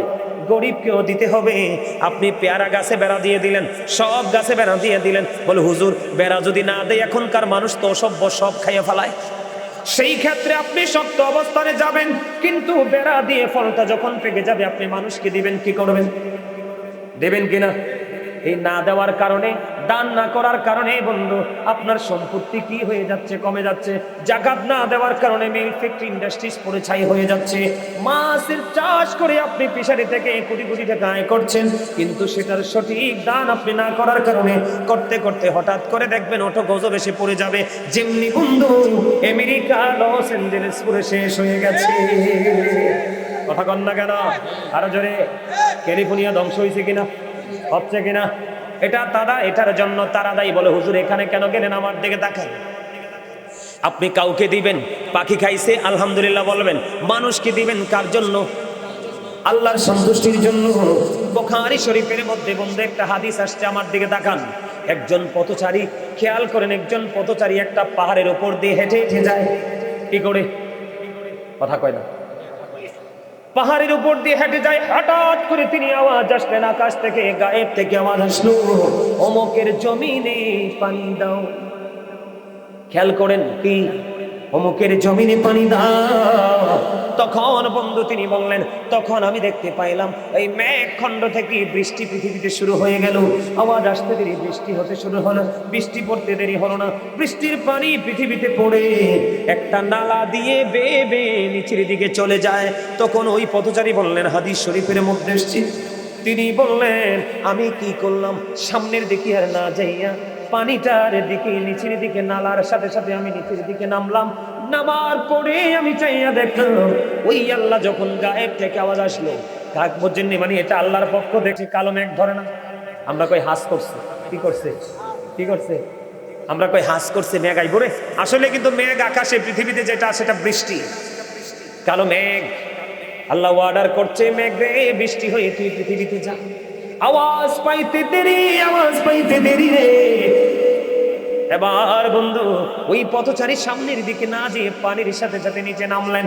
নিচে নামার পরে চাইয়া দেখলেন পানিগুলো একটা গর্তের মধ্যে কি হয়, জমাট হইতেছে।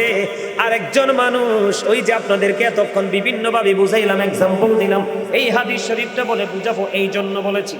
এখন তিনি পানিগুলো উপর থেকে নিচে এসে জমাট বাঁধতেছে। ওই লোকটা কি করছে? একজন লোক বেলচা দিয়া পানি উঠাইয়া উঠাইয়া জমিনে দেয়। এবার ওই পথচারী ডেকে ডেকে বলছেন, আপনি কে? আপনার নাম কি? তখন তিনি বললেন, আমার নাম অমুক। আমার পিচ্ছিটারে চাইয়া রাখেন, এটা ওই যে কালো ক্যাপ পরে আছে ওই পিচ্ছিটা, তারা তখন দেখছি না, এই জন্য তারা দেখাইতে পারে না। এখন আইসে, এইটা আমার পিচ্ছি, কালো ক্যাপটা আছে পরা, এইটাই কালকে কইছে আমার, হুজুর কথা কইবেন কানে মুখে, কানে কানে না। সুবহানাল্লাহ কর, আরে আরো ধরে কর না সুবহানাল্লাহ। এটা সুন্দর কথা তো, এটা তার বিবেক বিচক্ষণতার একটা বহিঃপ্রকাশ, ঠিক না বেঠিক? এবার কি করলেন? তোমার নাম কি বলো?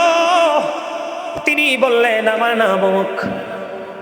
কই আপনার জীবনে, এই খেয়াল করেন, আপনার জীবনে কি এমন আমল করেছেন আপনি বলেন, যেই আমলের কারণে আল্লাহ অর্ডার আসতে দেরি, মেঘ খণ্ড পৃথিবীর বুকে বৃষ্টি হয়ে আসতে দেরি করলো না?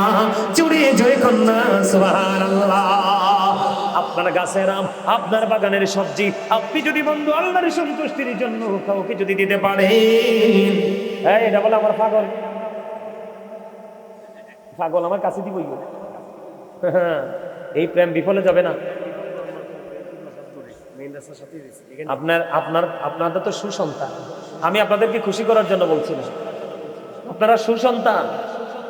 কয়টা সন্তানের মাথায় এটা আসে যে বাবা মার জন্য এত বড় প্রোগ্রাম করবো? কি জামাল ভুল করছি? হ্যাঁ, এই আপনারা আমার কুমিল্লার মানুষ, আমার আমার এই যে এখানে তারা অনেক দূর থেকে আসছে, তারা মিডিয়া পার্সন অনেক দূর থেকে আসছে, আমি নাম বলবো না কোন জায়গা থেকে আসছে, অনেক দূর থেকে আসছে, ওদের যাইতে অনেক সময় লাগবে। আপনাদেরকে দেখে আমার অন্তর ভরে গেছে, বুকটা গর্বে ভরে গেছে। কেন জানেন? আমি যখন বিভিন্ন জায়গায় যাই, আমি আমার কুমিল্লাকে নিয়ে কি করি? গর্ব করি। আজকে আবারও আমার কুমিল্লা প্রমাণিত হলো। কি বলো তোমরা? আমি অন্যান্য জায়গায় গেলে অনেক সময় দেখা যায় মাঠটা খালি, আলোচনা করতে করতে মাঠটা ফুরে যায়, কিন্তু আজকে আসার পরে দেখছি প্রায় 0.5% কি হয়েছে, ফিল আপ হয়েছে, কিছু সময়ের মধ্যে পুরে গেছে। এই কুমিল্লার ঐতিহ্য আমরা চিরজীবন ধরে রাখার চেষ্টা করব, ঠিক কিনা বলেন? আর জোরে। দুর্গাপুরে ওয়াজ করছিলাম গত 1 বছর আগে, কল্পনা করতে পারবেন না কত বড় প্যান্ডেল। আমি স্টেজ থেকে শেষ পর্যন্ত দেখি নাই, আস্তে আস্তে একটা লোক ঘরে ছিল না। আলোচনা করছিলাম 3.5 ঘন্টার উপরে, ওদের ব্যাটারি পর্যন্ত বসে গেছে, আর কাজ করে না। এই দুর্গাপুর শাসনগাছার উপরে। আমার কুমিল্লার মানুষকে নিয়ে বিভিন্ন জেলায় গেলে আমি গর্ব করি, কারণ আমার কুমিল্লার মানুষ 100% ইন্টেলিজেন্ট, ঠিক কিনা বলা? আরো জোরে। এবার বন্ধু এই পথচারীকে প্রশ্ন, ওই যে পানি বেলচা দিয়া জমিনে উঠাই রে, তাকে প্রশ্ন করলো, তুমি বন্ধু বলে দাও তোমার জীবনে কি এমন আমল করেছো যে আমলের কারণে ওয়ার্ডার আসতে দেরি আমি শুনেছি রে, মেঘখণ্ডটা পৃথিবীতে বৃষ্টি হয়ে আসতে দেরি হলো না। তোমার জীবনের গুরুত্বপূর্ণ আমলটা কি আমাকে বলো। কয় আমলটা কি তুমি জানতে চাও? কয় হ জানতে চাই। কয় জানতে চাইলে আমি বলি তুমি শোনো, আমার এই মাঠের মধ্যে যেই ফসলটা জন্ম হয়, কে হয়? আমার এই মাঠের মধ্যে যে ফসলটা জন্ম হয়, ওই ফসলটা যখন পরিপূর্ণ পেকে যখন আমার হাতে চলে আসে, আমি সর্বপ্রথম এই ফসলটাকে আমি 3 ভাগ করে, কয় ভাগ? 3টা ভাগ করি। প্রথম ভাগ আমি আমার আল্লাহর সন্তুষ্টির জন্য খরচ করে দিই, আল্লাহর পথে ব্যয় করে দিই। দ্বিতীয় ভাগ আমি আগামীতে আবার বীজ বপন করার জন্য আমি জমা করে রাখি। আর শেষের ভাগটা আমি আমার ফ্যামিলি, পরিবারের চাহিদা মেটানোর জন্য রাখি। এই জন্য তুমি চাইয়া দেখো আমার ফসলগুলো পানির অভাবে নষ্ট হয়ে যায়। এই জন্য আমার আল্লাহ মেঘখণ্ডকে ডেকে বলল, মেঘ তুমি বৃষ্টি হয়ে যাও, আমার পাগলের ফসলগুলো তুমি কি করো? বৃদ্ধি করে দাও। আপনি যতই কীটনাশক প্রয়োগ করেন না কেন, কিন্তু সেচ দিতে না পারলে ফসল উঠবে না। আমার আল্লাহ রহমতের পানি দিয়ে তার ফসল ফলাইয়া দিয়েছে। আর গত বছর আমরা কি দেখেছি? অগ্রহণ মাসে মানুষগুলো ধান কাইটা বন্ধু মাঠে শোয়া দিছে, ধানও শুকিয়ে যাবে, গবাদি পশু, গৃহপালিত পশু গরুর খাবারও শুকিয়ে যাবে, কিন্তু সকালে ধান বিধিয়ান বেড়ে সকালবেলা যাইয়া দেখে রাতে তো প্রবল বৃষ্টি। আপনারা মনে আসেনি? হয়েছে না? একেবারে সব ফসল বন্ধ পৌঁছে গেছে, পচে দুর্গন্ধ বের হয়েছে। আমার বরুণার দিকে একটা মাহফিল ছিল, রাস্তায় যখন ঢুকলাম, গাড়ির গ্লাস যখন নামালো, ও বন্ধু পচা পচা গন্ধ আসে। খুঁজতে লাগলাম আসলে কি, পরে চাইয়া দেখলাম রাস্তার পাশে পিচুকরি ভাঙ্গা অন্তর নিয়ে, তার হৃদয়ে রক্তক্ষরণ হচ্ছে অন্তর নিয়ে। ও বন্ধু পচা পচা ধান গাছগুলো রাস্তায় ওঠায়, কিন্তু এগুলো কোনো কাজে লাগবে না। এই জায়গাটা বন্ধু কত ভয়ঙ্কর, কত কষ্টকর, কত হৃদয় বিদারক। আর কারণ হলো ভালো ফসল হওয়ার পরে বাঙালি আলহামদুলিল্লাহ বলে না। কথা কয় না কেন? কথা কন না কেন? ভালো বড় ফসল ফলার পরে আলহামদুলিল্লাহ বলে না, ঠিক না ঠিক? আল্লাহ এই জন্য রাগ হয়ে গেছে। ওই যে আমি আগে বলেছি, ও বন্ধু আপনাদেরকে মাঠে যদি ফসল হয়, গরিব মানুষকে কিছু টমেটো দিয়ে দিবেন। তোমাদের বরুড়া থেকে কয়দিন আগে লোক আসে, এই আগামী ইয়াবারে আসবে, এই কি জানি বলে, আগামী মঙ্গলবারে সকাল 11টায় সিটি, কুমিল্লা সিটিতে আসবে। আমার পাগল ভক্ত, এর খেতে বলে লাউ হয়েছে, মিষ্টি কুমড়া হয়েছে, বাঁধাকপি হয়েছে, ফুলকপি হয়েছে, সোনালি ফসল উঠছে, আতপ চান। মানে আমার জন্য না আনলে এর এগুলো কি হবে না, মানে শান্তি পাবেন। আজকে কয়দিন বিরক্ত করতেছে, আজকে বাধ্য হয়ে আজকে কইছি ঠিক আছে নিয়ে আসেন। কি করবো? দেখতেছি যে বাসার কোনো রাস্তা, বলছে নিয়ে আসেন। বলছে এই মঙ্গলবারে সকাল 11টায় এই কুমিল্লা সিটিতে নিয়ে আসবে, কারণ এটা জায়েজ আছে। আমার নবীজিকে এক মহিলা একবার নিজের হাতে সুন্দর একটা কাঁথা বুনে আমার নবীজিকে বলল, নবী গো, এই কাঁথাটা আমি আপনার জন্য বুনেছি, আপনাকে আমি দিতে চাই। তখন নবীজি বললেন দাও। নবীজি গ্রহণ করেছেন। ঠিক তেমনি ভালোবেসে যদি কেউ কিছু দেয়, সেটাকে গ্রহণ করা যায়, ঠিক কিনা বলেন? এই জন্য বললাম বন্ধু, আপনার মাঠে যা হবে, উপার্জন যা হবে, ও তা থেকে আপনি যে কোনো সেক্টরে খরচ করবেন, দেখবেন আপনার কোনো কিছুই কখনোই নষ্ট হবে না। আর যদি আপনি কি করেন, সঠিকভাবে যদি আপনি খরচ না করেন, আপনি চাইলেও শক্ত করে বেঁধে রাখতে, ঠিক না ঠিক? আরো জোরে। তাহলে দান করার দরকার আছে না নাই? একটা খেজুর হলেও দান করে যাবেন। দান করলে লাভ হয় কি জানেন? আল্লাহ সন্তুষ্টির জন্য করবেন, মানুষকে দেখানোর জন্য নয়, লোক দেখানোর জন্য নয়। এদিক তাকান, আমি এক্সাম্পল দিই। ধরেন আমরা গ্রামের মানুষ, আপনারা গ্রামের মানুষ গরু পালেন না? গরু, নবীজির হাদিসটা এমন, মানে মূল যে সারমর্মটা বোঝাচ্ছি, নবীজির হাদিসটা এমন, আপনি যদি ছোট্ট একটা গরুর বাচ্চা কিনেন, এটা বড় হবে না? বড় হয়ে এটা একদিন বাচ্চা দিবে। বাচ্চাটা বড় হতে হতেই ওই গরুটা আবার একটা বাচ্চা দিবে। এই করতে করতে একটা থেকে কি হয়ে যাবে, পুরো ঘর ফিল আপ হয়ে যাবে। যাবে কি যাবে না? ঠিক তেমনি এই পৃথিবীতে আপনি 1টি 2টি টাকা করে খরচ করে যান, ঠিক আপনি পরিপূর্ণরূপে কয়েক, মানে গুণের কথা শেষ করতে পারবো না, অত বেশি গুণে আপনি এটা পেয়ে যাবেন। দান করবেন তো? কৃপণতা অবলম্বন করবেন না তো? ওই নবীজির হাদিসটা মনে রাখবেন, সব দিব কেন আমি, আমার সন্তানের জন্য রাখবো, আমার জন্য রাখবো, তবে সুদের টাকা, ঘুষের টাকা, চুরি ডাকাতির টাকা দিয়েন না। এই টাকা দান করলে লাভ হবে না, উল্টো মাইর খেতে হবে। কি খেতে হবে? উল্টো মাইর খেতে হবে, ঠিক না? ঠিক বুঝতে পারছেন তো? এবার আসেন, আপনার আমার মধ্যে হেদায়াত নাই। আমাদের বর্তমান সমাজে কিন্তু ওয়াজ হচ্ছে, জুমা হচ্ছে, নামাজ হচ্ছে, সব হচ্ছে, কিন্তু সেই পরিমাণে মানুষের কি হেদায়েত আছে? বিশেষ করে মুরব্বীরা এখন যথেষ্ট নমনীয় আছে, কিন্তু আমাদের যে যুব সমাজ, এটা ধ্বংস হয়ে গেছে। আমি যুব সমাজ নিয়ে খুব আতঙ্কিত, বিশ্বাস করেন আমি খুব টেনশনে আছি। বেঈমান কাফেরেরা আমাদেরকে মারার জন্য, দেখছেননি চাঁপাই নবাবগঞ্জে কি হয়েছে? আমাদের বাংলাদেশের গাছ কেটেছে, আবার মারতে এসেছে, আবার বোমাও ফুটাইছে। মনে রাখেন, ইসলামের সুশীতল ছায়াতলে আপনি যতক্ষণ না আসবেন, ততক্ষণ আপনি শক্তিশালী নিজেকে পরিচয় দিতে পারবেন না। আপনি যখন শক্তিশালী হবেন, আপনি ইমানদার 2 জন হোক, কয়জন? বেঈমান কাফের 200 জন হোক, এই 2 জনের কাছে 200 জন কাবু হয়ে যাবে, ঠিক না বলেন? এজন্য আপনাকে আমাকে ইসলামের সুশীতল ছায়াতলে আসতে হবে, আর এই আসার জন্য আপনার জীবনে একজন উপদেষ্টাকে গ্রহণ করতে হবে, সেইটা হলো হক্কানি আলেম। আরো জোরে কোন, আরো জোরে কোন। এই এখন কিন্তু নিজের সাথে না বললে ইমাম সাহেবকে বের করে দেয়। কি করে দেয়? ইমাম সাহেবকে, আছে না নাই? আমার আশেপাশে অনেক ঘটনা ঘটছে। কি করেছে? আপনারা কি জানেন ইমাম সাহেবের কদর কত? আপনারা কি জানেন ইমাম সাহেবের মর্যাদা কত? জানেন না? শোনেন, ইমাম সাহেব একজন মানুষ, মানুষ না? ভুল কি হতে পারে না? কথা বলেন। টু ইজ হিউম্যান, ভুল করা মানুষের কাজ। ভুল করা কার কাজ? আপনার কাছে একজন ইমাম সাহেবকে ভালো লাগে না, আমি মেনে নিলাম, সে যেই ঘরানার আলেমই হোক, আপনার কাছে তাকে কি লাগে না? ভালো লাগে না। আপনি ভালো লাগে না এটা তাকে সরাসরি বলে আপনি তাকে কষ্ট দিয়েন না, না দিয়ে তাকে কি করবেন? সবার সাথে আপনার ভালো না লাগাটা শেয়ার করবেন, শেয়ার করে সবাই আলোচনা করবেন, আলোচনা করে নির্দিষ্ট একটা সময় বেঁধে দিবেন। কি করবেন? সময় বেঁধে দিবেন যে হুজুর এই সময়ের মধ্যে আপনি আরেকটা চাকরি দেখেন, আর আমরাও এই সময়ের মধ্যে আমাদের জন্য নতুন একজন ইমাম সাহেব আমরা দেখি। কিন্তু ইমাম সাহেবকে কি করা যাবে না? কষ্ট দেওয়া যাবে না। কেন যাবে না জানেন? আল উলামাউল ওয়ারাসাতুল আম্বিয়া, আলেমরা হলো নবীর কি ওয়ারিস। কি? এবার সবচেয়ে মজার খবর কি জানেন? আপনার আমার বাঁচার এবং সঠিক রাস্তা পাওয়ার একটা উসিলা হলো আপনার আলেমরা, ইমাম সাহেবরা।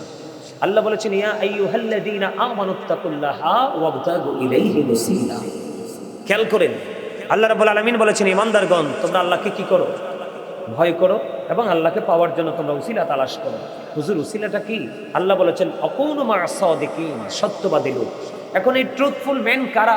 তাফসিরে রুহুল বায়ানের মধ্যে এসছে হক্কানি আল্লাহর ওলিদের কথা, তাফসিরে মাঝহারির মধ্যে এসছে হক্কানি আল্লাহর ওলিদের কথা, কিন্তু তাফসিরে কদরের মধ্যে হক্কানি আলেম এবং হক্কানি আল্লাহর ওলিদের কথা বলা হয়েছে। কেন জানেন? হক্কানি আলেমরা হচ্ছে আল্লাহ আল্লাহ রাসূলের বিধি বিধানের খুনি। সুবহানাল্লাহ বলেন না? কোরআন হাদিসের খুনি। তেলের খুনিতে গেলে যেমন তেলের অভাব হয় না, মাছের আড়তে গেলে যেমনি মাছের আড়ত হয়, অভাব হয় না, সবজির আড়তে গেলে যেমন সবজির অভাব হয় না, ঠিক কোরআন হাদিসের বিধান সম্পর্কে জানতে হলে আপনি আলেম, হক্কানি আলেমের কাছে আসবেন। কি আসবে, তখন আপনি তার কাছ থেকে সমাধান নিতে পারবেন। আর সবাই যে সব সমাধান দিতে পারবে এমনটিও নয়, সবসময় সবকিছু মাথায় থাকে না। সে যদি না পারে, তার যারা সিনিয়রের মাধ্যমে আপনাকে সমাধান করে দিতে পারবে, কিন্তু তাকে কি করা যাবে না, তাকে কষ্ট দেওয়া যাবে না, তাকে ভালোবাসতে পারবেন আপনি। আপনি কাউকে ভালো না বাসলে না বাসবেন, কিন্তু কাউকে অ্যাঙ্কার করার ক্ষমতা কিন্তু ইসলাম আপনাকে দেয় নাই। আমার দিকে তাকান, আমি শুরুতে বলেছিলাম আল্লাহ বলেছেন join with my dear people, come to my paradise.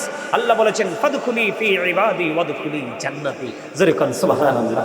আমার প্রিয় লোকের সাথে যুক্ত হও আর আমার জান্নাতে চলে আসো। প্রিয় লোক হলো হক্কানি আলেম এবং হক্কানি আল্লাহর ওলিরা। সবচেয়ে মজার খবর কি জানেন, এই পৃথিবীতে যত মানুষ আছে এর মধ্যে আল্লাহকে যদি সবচেয়ে বেশি ভয় করে তারা হলো আলেম না।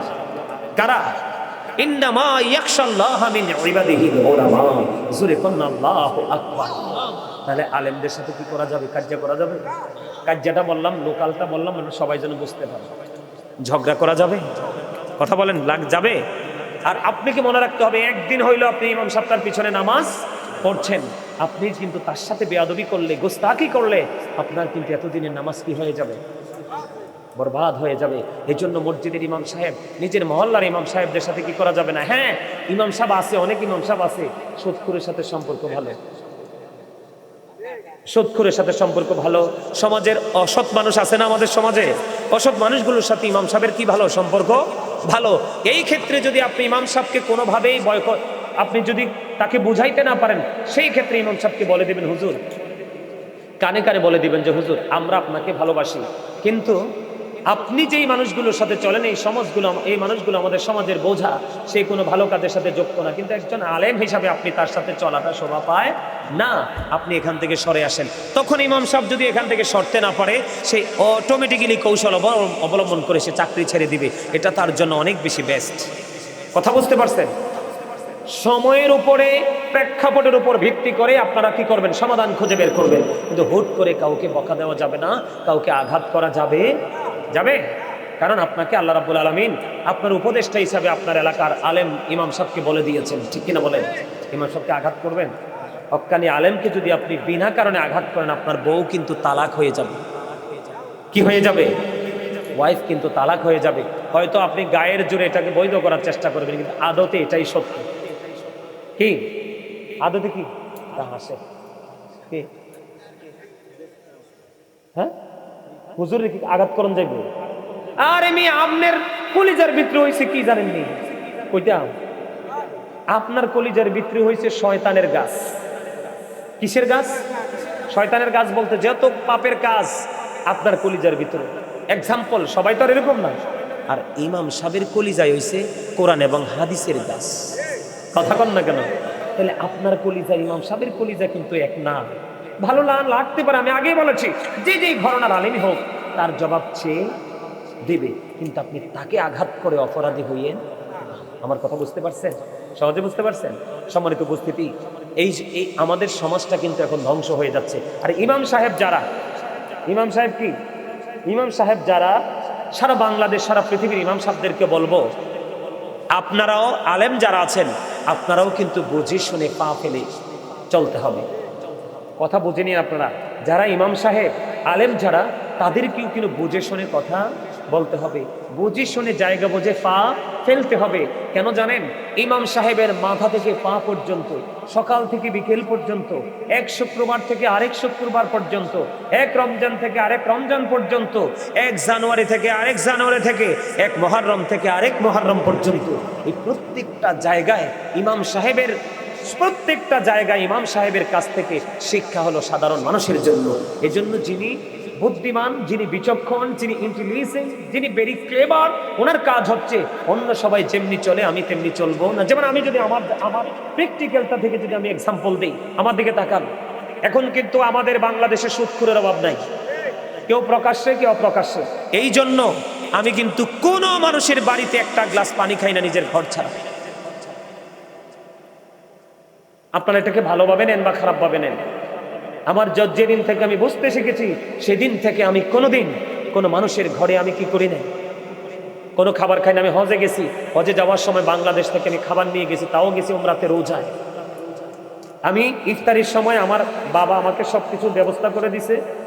ইফতারির সময় মুড়ি খাইছি, বাসায় বানানো চানাচুর, এগুলো দিয়ে যাই মানে বাঁচা আর কি খাইছি। আর ভোর রাতে আমি ওই যে আমরা ভোর রাতে ভাত খাই না রোজা রাখার জন্য, ওই সময় আমি চিরা খেয়েছি, চিরা চিরা। আর ওই আরব দেশের কি খাইছি জানেন? মক্কা এবং মদিনায় থেকে আমি খেজুর আর পানি খাইছি।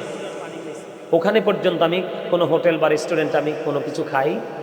মানুষ বলছে আপনি তো অসুস্থ হয়ে যাবেন। আমি বলছি নো, আমি অসুস্থ হব না, আমার মালিকের উপর ভরসা আছে। কারণ আল্লাহর উপর ভরসা করে যারা পথ চলে আল্লাহ তাদেরকে পছন্দ করে, আল্লাহর কোরআন থেকে প্রমাণিত। আমি কিন্তু কারো বাড়িতে কিচ্ছু খাই না। এই যে দেখছেন আমি এতক্ষণ আলোচনা করছি, আমি কিন্তু একটু পানির তৃষ্ণা বা চা খাওয়ার তৃষ্ণা আমার মধ্যে নেই। আমি যত আলোচনা করব আমার কলিজা তত ঠান্ডা হয়। আমার পানি দুধ চা লাগে না। আপনারা হাজার হাজার ভিডিও আছে অনলাইনে, একটাতে দেখবেন না আমি পানি বা দুধ বা চা খাইতে। আমি আরো যদি 3 ঘন্টা ওয়াজ করি ইনশাআল্লাহ মদিনাওয়ালার নেগায় আল্লাহর রহমতে আমি ক্লান্ত হব না। আমার পানির প্রয়োজন হবে না, কারণ আমার বেড়ে ওঠাটা এক অবর্ণনীয় এক প্রেমের জগতে। এগুলো শুনলে আপনারা অনেকে এই যুগের মানুষের বিশ্বাসও করতে পারবেন। কি বলছি বুঝতে পারছেন? আমি কোনো মানুষের সাথে আমার জীবনে কোনো চা দোকানে আমি কি করি নাই, অন্য সাধারণ মানুষের সাথে বসে আমি কোনোদিন 1 কাপ চা খাই না। কারণ আমি সবসময় মনে করতাম আমি আল্লাহ রাসূলের পাগল, আমি আল্লাহ রাসূলের গোলাম, আমি অন্য সবাই যা করে তা করব না। আমি যদি অন্য সবাই যা করে আমিও যদি তা করি তাহলে তার আর আমার মধ্যে কোনো পার্থক্য। আমার কথা আপনারা বুঝতে পারছেন? জীবনে কোনো মানুষের ঘরে আমি বোঝার পরে জানার পরে খাবার খাই নাই। কোনো মানুষের ঘরে আমি কোনো চা দোকানে আমি কোনোদিন 1 কাপ চা খাই নাই। মদিনার মতো পবিত্র জায়গায় যাওয়ার পরে আমি কিন্তু ছদ্মবেশে ছিলাম। কেমন? আমি গাজী সুলাইমান হিসাবে চলিনি, একবারে নর্মাল কাটা পাঞ্জাবি পরেছিলাম। কথা বলে মদিনার হেরেমের মধ্যে এক ছেলে আমাকে চিনে ফেলছে, মানে আমাকে নিয়ে অনেক প্রশংসা করতেছে। আমার প্রিয় হুজুর, অনেক মানুষ এসেছে তো আমার সাথে, আমার প্রিয় হুজুর গাজী সুলাইমান। এখন আমার সাথে একজন ভিআইপি পার্সন আমার কুমিল্লা সিটি থেকে গেছেন, উনি কো গাজী সুলাইমান তোমার প্রিয়? কয় হ্যাঁ, ওনাকে জীবনে একবার হলে দেখবো। তোমার পাশেই বসে আছে মদিনার হেরেমে। বিশ্বাস করেন আমার একদম নর্মাল পাঞ্জাবি পরানো। আবার আমি কিন্তু কি করছি, সে এইভাবে নর্মালে থাকলে চিনে না। পরে আমার কথা শুনে সে বুঝতে পারছে। তখন সে বলল হুজুর কিছু খাবেননি চলেন। আমি বললাম যে না, আমি বাংলাদেশ থেকে খাবার নিয়ে আসছি, যতদিন থাকবো ততদিন তা খেয়ে বাংলাদেশে ফিরবো। তখন উনি বলল হুজুর আমি একটা হোটেলে চাকরি করি, কি করি? আমাকে তখন বলল হুজুর উত্তম সিদ্ধান্ত নিয়েছেন। মানুষ মনে করে আরব দেশের সব পবিত্র, আরবের মাটি পবিত্র, আমার নবী এখানে শাহিত, অসংখ্য সাহাবীরা শাহিত, কিন্তু আরবের মানুষ পবিত্র নয়। গানের আসর হয়েছে, আমি দিয়ে দেখেছি, বিশ্বাস করেন আমি গিয়ে দেখেছি। লাস্ট যেদিন একদম আখিরি রোজা, আমরা শেষ রোজা রেখেছি, চাঁদ রাত যেটাকে আমরা বলি, আমরা আরব সাগর পার ইফতার করছি। ওখানে আমি জামাত পড়াইছি, অনেক মানুষ ছিল বিভিন্ন দেশের। আমরা নামাজ পড়েছি, নামাজ পড়ার পর আমার সঙ্গীরা বলে হুজুর চলেন ঘুরতে যাই। ঘুরতে ঘুরতে হঠাৎ করে এমন একটা জায়গায় গেলাম, কঠিন দুর্গন্ধ। আমি কি দুর্গন্ধ আসলো কেন? ঢুকলাম, জীবনে দুর্গন্ধ পাইনি। ঢুকার পরে দেখলাম বিশাল এক ভবন। ভবনের ভিতরে আপনার একদম বোর্ডিংয়ে যেরকম বেডশিট দেওয়া হয় না, এই বেডশিটের মতো চিকন চিকন করে এক একটা কি করছে, আপনার কামরা তৈরি করছে। এই কামরার মধ্যে হেলান দিয়ে আরামের দিয়ে দিয়েছে, এই মোটা 5 দিয়ে দিয়েছে। পরে ঢুকলাম, ঢুকার পরে যাইয়া দেখলাম বরুরার এক ছেলে, ওর বাড়িতে আমি মাহফিলেও গেছি। ও আমার দেখে চিনে ফেলছে, চিনে ফেলার পরে বাইরে হয়ে গেছি। পরে আমার সাথে যারা গেছে ওরা গেছে উনি গাজী সুলাইমান। আমি রাইট ধরছি, হুজুর আমার বাড়িতে প্রধান অতিথি হিসেবে গেছে। আমি অবাক হয়ে গেলাম, আপনাদেরকে এক্সাম্পল স্বরূপ বলতেছি। আমি অবাক হয়ে গেলাম, যাইয়া দেখছি ওখানে মানুষ মদ খায়, নেশার জায়গা। জোরে কোন নাউজুবিল্লাহ। এই জন্য বলছি কোন কথা থেকে কোন কথা চলে গেলাম। এই জন্য ইমাম সাহেবরা হাঁটতে বুঝে হাঁটতে হবে, খাইতে বুঝে খেতে হবে, পড়তে বুঝে পড়তে হবে। মাথা থেকে পা পর্যন্ত সাধারণ মানুষের জন্য তারা শিক্ষা। ঠিক কিনা বলেন? আরো জোরে বলেন। আপনি কি প্রশ্ন করবেন বলছিলেন আমাকে? হ্যাঁ, জ্বালাইয়া সালাম দিতে হইব, যেহেতু এটা একটা মজলিস। আপনার আমি নিজে নিজে কথা বলে দাঁড়ান। এই ওয়ালাইকুম আসসালাম রহমতুল্লাহি ওয়া বারাকাতুহু। এই ওনার প্রশ্নটা শোনো তোমরা, এটা কাউন্ট করো।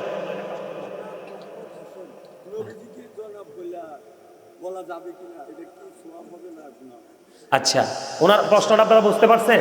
সবাই বুঝতে পারছেন? উনি একটা প্রশ্ন করেছে যে আমার নবীজির নাম মোবারক নেওয়ার আগে নবীজিকে জনাব বলা যাবে কি না, এটা উনি জানতে চাইছে না? আমি আপনাদেরকে কোরআন থেকে প্রমাণ দিব। কি দিব?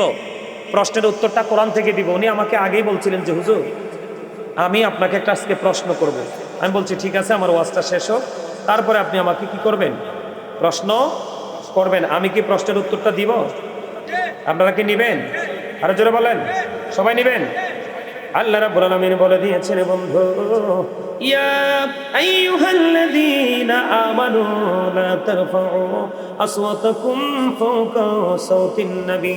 জোরে জোরে কোন আল্লাহু আকবার, আরো জোরে বলেন আল্লাহু আকবার। আল্লাহ রাব্বুল আলামিন বলেছেন ইয়া আইয়ুহাল্লাযীনা আমানু, হে ঈমানদারগণ, লা তারফাউ আসওয়াতাকুম ফাওকা সাওতিন নবী। আল্লাহ রাব্বুল আলামিন তিনি বলেছেন ঈমানদারগণ, তোমরা নবীর কণ্ঠস্বরের উপর তোমাদের কণ্ঠস্বরকে উঁচু করিও না। জোরে জোরে কন্যা আল্লাহু আকবার।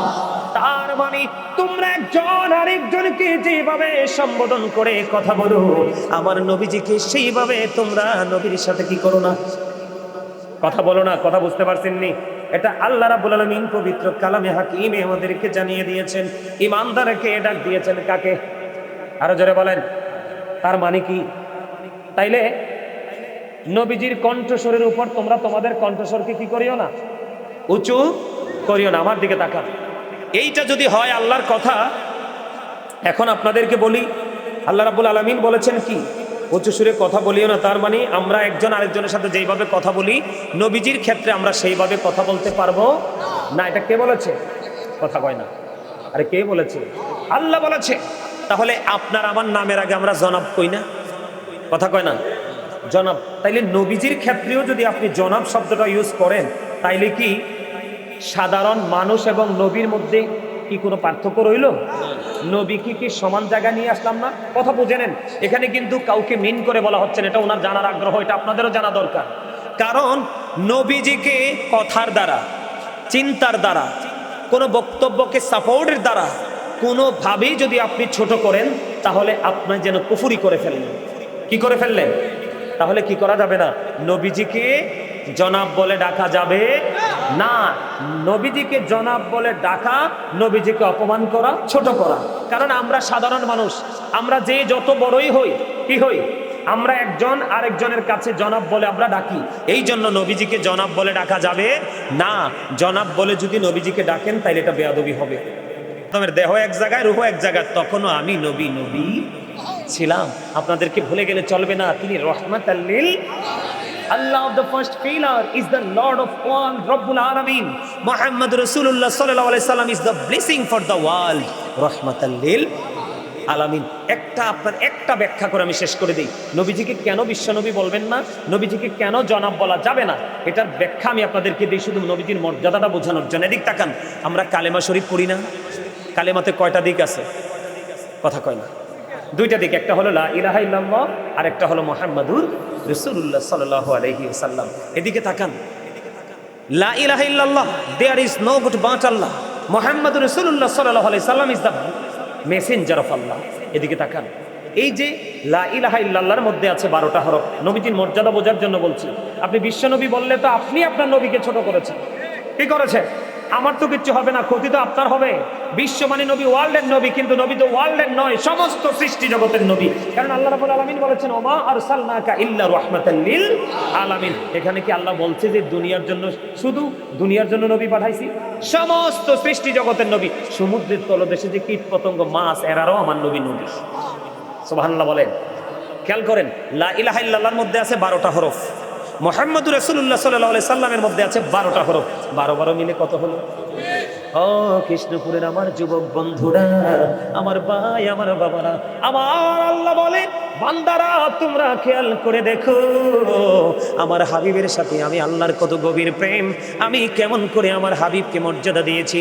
লা ইলাহা ইল্লাল্লাহর মধ্যে 12টা হরফ, মুহাম্মদ রাসূলুল্লাহর মধ্যে 12টা হরফ, সাল্লাল্লাহু আলাইহি সাল্লাম। এই 12 মিলে হলো 24। আমি এই 24 ঘন্টা দিয়ে একটা দিন তোমাদের জন্য বরাদ্দ দিয়েছি। দেখি নবীর মর্যাদা না? কথা কয় না। এবার আসেন বন্ধু, আল্লাহর নাম সংক্ষিপ্তে লিখবো, নবীর নাম সংক্ষিপ্ত আকারে লিখবো। আল্লাহর নাম লিখতে 4টা হরফ লাগে, আলিফ লাম লাম হা, একটার উপরে নিচেও কোনো নক্তা নাই। নবীজির নাম লিখতে 4টা হরফ, মিম হা মিম দাল, একটার উপরে নিচেও কোনো নক্তা নাই। 4 মিলে হলো কত? আমার আল্লাহ রেখে রেখে বলে, বান্দা কালিমার মধ্যে ঢুকে দেখো আমার হাবিবের সাথে আমার কত গভীর প্রেম। আল্লাহর নাম লিখতে 4টা হরফ, নবীর নাম লিখতে 4টা হরফ, চারে চারে মিলে হলো। আর ও উম্মতেরা, আমার হাবিবের উম্মতেরা, আমার বান্দারা, পাগল হও, হাবিবের প্রেমে পাগল হয়ে যাও। 8টা জান্নাত থেকে যে কোনো জান্নাত দখল করে নাও। কি বুঝলেন নি? কিছু বুঝেননি? কি 8টা জান্নাত আল্লাহ এবং আল্লাহর হাবিবের নামের সাথে মিলে, চারে চারে 8টা জান্নাত। আপনি যেটা মন চায় সেটা দখল করেন। তবে নবীজি বলেছে হাদিস শরীফের মধ্যে আসছে, তোমরা যখন আল্লাহর কাছে জান্নাত চাও তখন জান্নাতুল ফেরদাউসটা চাইবে। সুবহানাল্লাহ। এবার আসেন একবারে সোজা আলোচনা শেষ। লা ইলাহা ইল্লাল্লাহ, এটা হলো একটা দিক তাওহীদ। মুহাম্মাদুর রাসূলুল্লাহ সাল্লাল্লাহু আলাইহি সাল্লাম, এটা হলো আরেকটা দিক রিসালাত। কি দিক পাইলাম? কয়টা? 2টা। আল্লাহ কয়, আমি এবং আমার হাবিবের সাথে প্রেমের ডোরি লাগাইলাম। একটু গভীর ভাবে তোমরা খেয়াল করে দেখো, কালিমায়ে তয়্যিবার মধ্যে 2টা দিক আমি আল্লাহ সৃষ্টি করেছি। যা কিছু প্রত্যেকটা জায়গায় 2টা দিক, 3টা কোথাও নাই। আপনার বডির দিকে তাকায় দেখেন, 2টি হাত, 2টি পা, 2টি চোখ, 2টি কান, জিহ্বা কয়টা? একটা। বলে আল্লাহরে কি কয়? আরে এটা আমার দিকে তাকান, এটা তো বাটপার। এটা 1 নাম্বার বাটপার। সুদের হোক, ঘোষের হোক, সিটারির হোক, বাটপারির হোক। আপনার বাবুর সিটা যদি ভালো হয়, তেল টেল ঠিক মতো দেয়, রান্না ঠিক হবে, অর্ডার ক্রস করবে, খালি হালাল না হারাম চাইবে না। ভাই একটু হেল্প করো, একটা টিস্যু দাও। হারাম না হালাল কি চাইবে? চাইবে। আপনারা বাটপারটারে চিনেন, আসলটারে চিনেন না। ওইটা হলো আলা জিহ্বা। ওইটা না থাকলে কোনো মানুষ কথা বলতে পারতো না। তাইলে জিহ্বা কয়টা? 2টি হাত, 2টি পা, 2টি চোখ, 2টি কান, 2টি জিহ্বা, 2টি কিডনি, উঁচু নিচু, আলো আধার, কঠিন কোমল, ঘৃণা প্রেম, বাচ্চা ফকির, দুর্বল সবল, তেগে ভোগে, আলো আধার ঠিক কিনা, উঁচু নিচু, জল স্থল, আসমান জমিন, লম্বা খাটো, মোটা চিকন, ধনী গরিব, সাদা কালা, আছে না নাই? প্রত্যেকটা জায়গায় গেলে বন্ধু, এখানে আলো ওখানে আধার। প্রত্যেকটা জায়গায় গেলে 2টা পাওয়া যায়, 3টা কোথাও নাই রে। তার কারণ কি? আল্লাহ কই, কালিমার দিকে নজর দিয়ে চাইয়া দেখো, এক পাশে আমি আল্লাহ, আর এক পাশে আমি আমার হাবিব। এই 2-এর সাথে মিল করে সৃষ্টির ডিজাইন করেছি 2টা জোড়া জোড়া করে। ইভেন সবচেয়ে বড় মজার খবর হলো, ওয়াজ শুনে রাখেন, ইমান যেন কেউ চুরি করতে না পারে। আপনার এলাকায় কাঠমোল্লা আসবে, বলবে নবীকে অন্যভাবে ডেকো না, জনাব বলে ডাকো, জীবনে ডাকবেন না।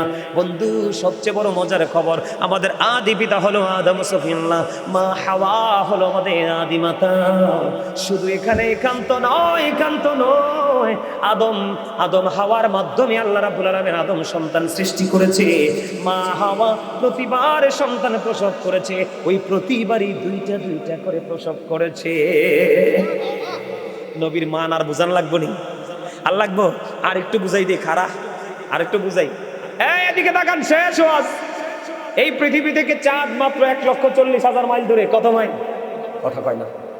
মাত্র 1,40,000 মাইল দূরে। কত মাইল? এই পৃথিবী থেকে 1969 সনে নীল আর্মস্ট্রং $50 লক্ষ কোটি ব্যয় করে 2 বন্ধুকে নিয়ে চাঁদের দেশে গেল। ওখান থেকে বিন্দু পরিমাণ বালুকণা নিয়ে ফিরে আসলো। আপনার আমার নবী এমন একজন নবী রে, এই পৃথিবী থেকে 1,40,000 মাইল দূরে চাঁদ। এই পৃথিবী থেকে ইশারা করতে দেরি, 2টা টুকরা হইতে দেরি হয় না। এই নবীর উম্মত আমরা, তুমি কেমনে নবীর ছোট করো? এটা তোমার লস। তোমার সমস্ত জীবনের আমল বরবাদ হয়ে যাবে যদি নবীর সাথে তুমি গুস্তাখি করো। এই মিয়া, মজার খবর, এটা মেরাজের চাঁদ চলতেছে, আসতেছে 27 তারিখ লাইলাতুল মেরাজ। ঠিক না বেঠে? নবীজি যখন আল্লাহর আরশে গেলেন, আরশের গেইটে গেলেন, নবীজি পাদুকা মোবারক খুলতে চায়। আমার আল্লাহ কয়, হাবিব আপনার জুতা মোবারক নিয়ে আমার আরশে আসেন। আল্লাহ, তুমি তো মুসা নবী যখন কুহিতুরে গিয়েছিল, তুমি তো মুসারে বলছিলা জুতা খুলে যাওয়ার জন্য, ওই কুহিতুরের তুলনায় তোমার আরশের দাম তো অনেক বেশি। আমার আল্লাহ ডাক দিয়া কয়, হাবিব ওই দিন মূসাকে বলেছিলাম কুহিতুরে জুতা খুলে যাওয়ার জন্য, এই কারণে, কারণ মূসার দাম বাড়াবো কুহিতুরের মাটি লাগাইয়া, এই জন্য বলেছিলাম জুতা খুলে যাও। আর আস্তে আস্তে আপনাকে বলছি রে, আপনার জুতা মোবারক নিয়ে আমার আরশে কদমটা বাড়িয়ে দেন, কারণ আজকে আমি আমার আরশের দাম বাড়াবো আপনি নবীর জুতার ধুলা লাগাইয়া। আমরা সেই নবীর উম্মত। আমি সব সময় বুকে হাত দিয়ে বলি, I am very successful person. আপনাদেরকে বলবো, ইউ আর ভেরি সাকসেস। জোরে করে আলহামদুলিল্লাহ। আরো মজার খবর শোনেন, আমার নবীর মর্যাদা কত। মূসা আল্লাহকে দেখতে চায়, আল্লাহ কেন দেখা হবে? মূসা বলে রব্বি আরিনি, আল্লাহ বলে লাম তারানি। মূসা দেখতে চায়, আল্লাহ না করে দিল। কোরআন শরীফ খুলবো আমি এখন। কোরআন শরীফের 15 পারায় সূরা বনী ইসরাঈলের 1 নম্বর আয়াতে আল্লাহ সুন্দর করে বলে দিয়েছেন, সুবহানাল্লাযী ইয়াসরা বিআবদিহি লাইলাম মিনাল মাসজিদিল হারামি ইলাল মাসজিদিল আকসাল্লাযী বারাকনা হাওলাহু লিনুরিয়াহু মিন আয়াতিনা। জোরে জোরে কন্না আল্লাহু আকবার। আল্লাহ রাব্বুল আলামিন মূসা আল্লাহকে দেখতে চায়, আল্লাহ না করে দিয়েছে।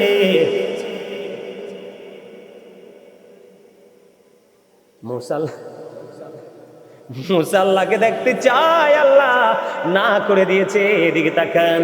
আর আপনার আমার নবীকে আল্লাহ নিজেই দাওয়াত করে আল্লাহর আরশ পর্যন্ত নিয়ে গেছে। কেন নিয়ে গেল? ও বন্ধু, কোরআন শরীফ খুলে দেখেন। আল্লাহ আল্লাহর নিদর্শন দেখানোর জন্য আল্লাহর হাবিবকে নিয়ে গেছেন। আল্লাহ কয়, আমি এমন ভাবে নিদর্শনগুলো দেখানোর জন্য আমার হাবিবকে রেখেছি, আমি চারপাশ আমি বরকতময় করে দিয়েছি। যেই নবীর উম্মত আমি, মিয়া গর্বে বক্তা ভরে যায় আমার নবীকে নিয়ে যখন আমি ভাবি, যখন আমি রিসার্চ করি। শোনেন, বাংলাদেশে আমার নবীকে নিয়ে স্টাডি করার জন্য রিসার্চ সেন্টার খোলা দরকার। কথা বলেন না কেন? গবেষণা ইনস্টিটিউট দরকার আমাদের দেশে। কারণ আমাদের ছেলেরা আমার নবীকে চিনে না, কিন্তু নেইমারকে চিনে। আমার নবীকে চিনে না, কিন্তু মেসিকে চিনে। কথা কন না কেন? আমার নবীকে চিনে না, কিন্তু হিন্দি সিনেমার নায়ক নায়িকাদেরকে চিনে। এই সবচেয়ে মজার ওয়াজ শেষ করে দিচ্ছি। তোমাদের জন্য মজার জায়গা রাখছি, তো তোমরা আমরা বিরক্ত করো না। এটা লং সময় ধরে করব, তোমাদের যে আকাঙ্ক্ষা পূরণ হবে, টেনশন করো না। আমাদেরকে তাকান। নবীজি যখন আল্লাহর আরশে গেল, খেয়াল করেন, এই হাদিসটা বলে শেষ করে দিচ্ছি। আল্লাহর আরশে যখন গেল, যাওয়ার পরে নবীজিকে আমার আল্লাহ প্রশ্ন করলেন, হাবিব, আসমানে ফেরেশতারা কি নিয়ে ঝগড়া করতেছে? এদিকে তাকান না। আরে মজার জিনিস শোনেন না। আমার নবী যখন আল্লাহর আরশে চলে গেল, খেয়াল করেন, আমার নবীর মর্যাদাটা দেখেন না। আমার নবী যখন চলে, হাদিসটা বুখারী শরীফের মধ্যে আসছে, হাবিব, আসমানে ফেরেশতারা কি নিয়ে ঝগড়া করতেছে? তখন আমার নবীজি ডাক দিয়ে বললেন, আল্লাহ গো, আপনি তো ভালো জানেন। বলতে দেরি, এবার আল্লাহ রাব্বুল আলামিনের কুদরতি হাত আপনার আমার প্রাণের নবীর 2 কাঁধ মুবারকের মাঝখানে রাখলেন। আমার নবীজি বলতেছেন, আমার হৃদয় পর্যন্ত প্রশান্তি চলে আসলো। প্রশান্তিটা চলে আসলো, আমার বুক পর্যন্ত প্রশান্তি চলে আসলো। তখন ওখান থেকে আমি দুনিয়ার শুরু থেকে শেষ পর্যন্ত যা কিছু আছে আমি সব কিছু দেখে নিয়েছি। হাদিস শরীফের মধ্যে আসছে, নবীজি এমন স্পষ্ট করে দেখতে পেয়েছেন। অন্য হাদিসের মধ্যে এসেছে, একজন মানুষ তার হাতের তালুটাকে যেমন স্পষ্ট দেখতে পায়, আমি ঠিক তেমনি ভাবে স্পষ্ট দেখতে পেয়েছি। জোরে জোরে সুবহানাল্লাহ।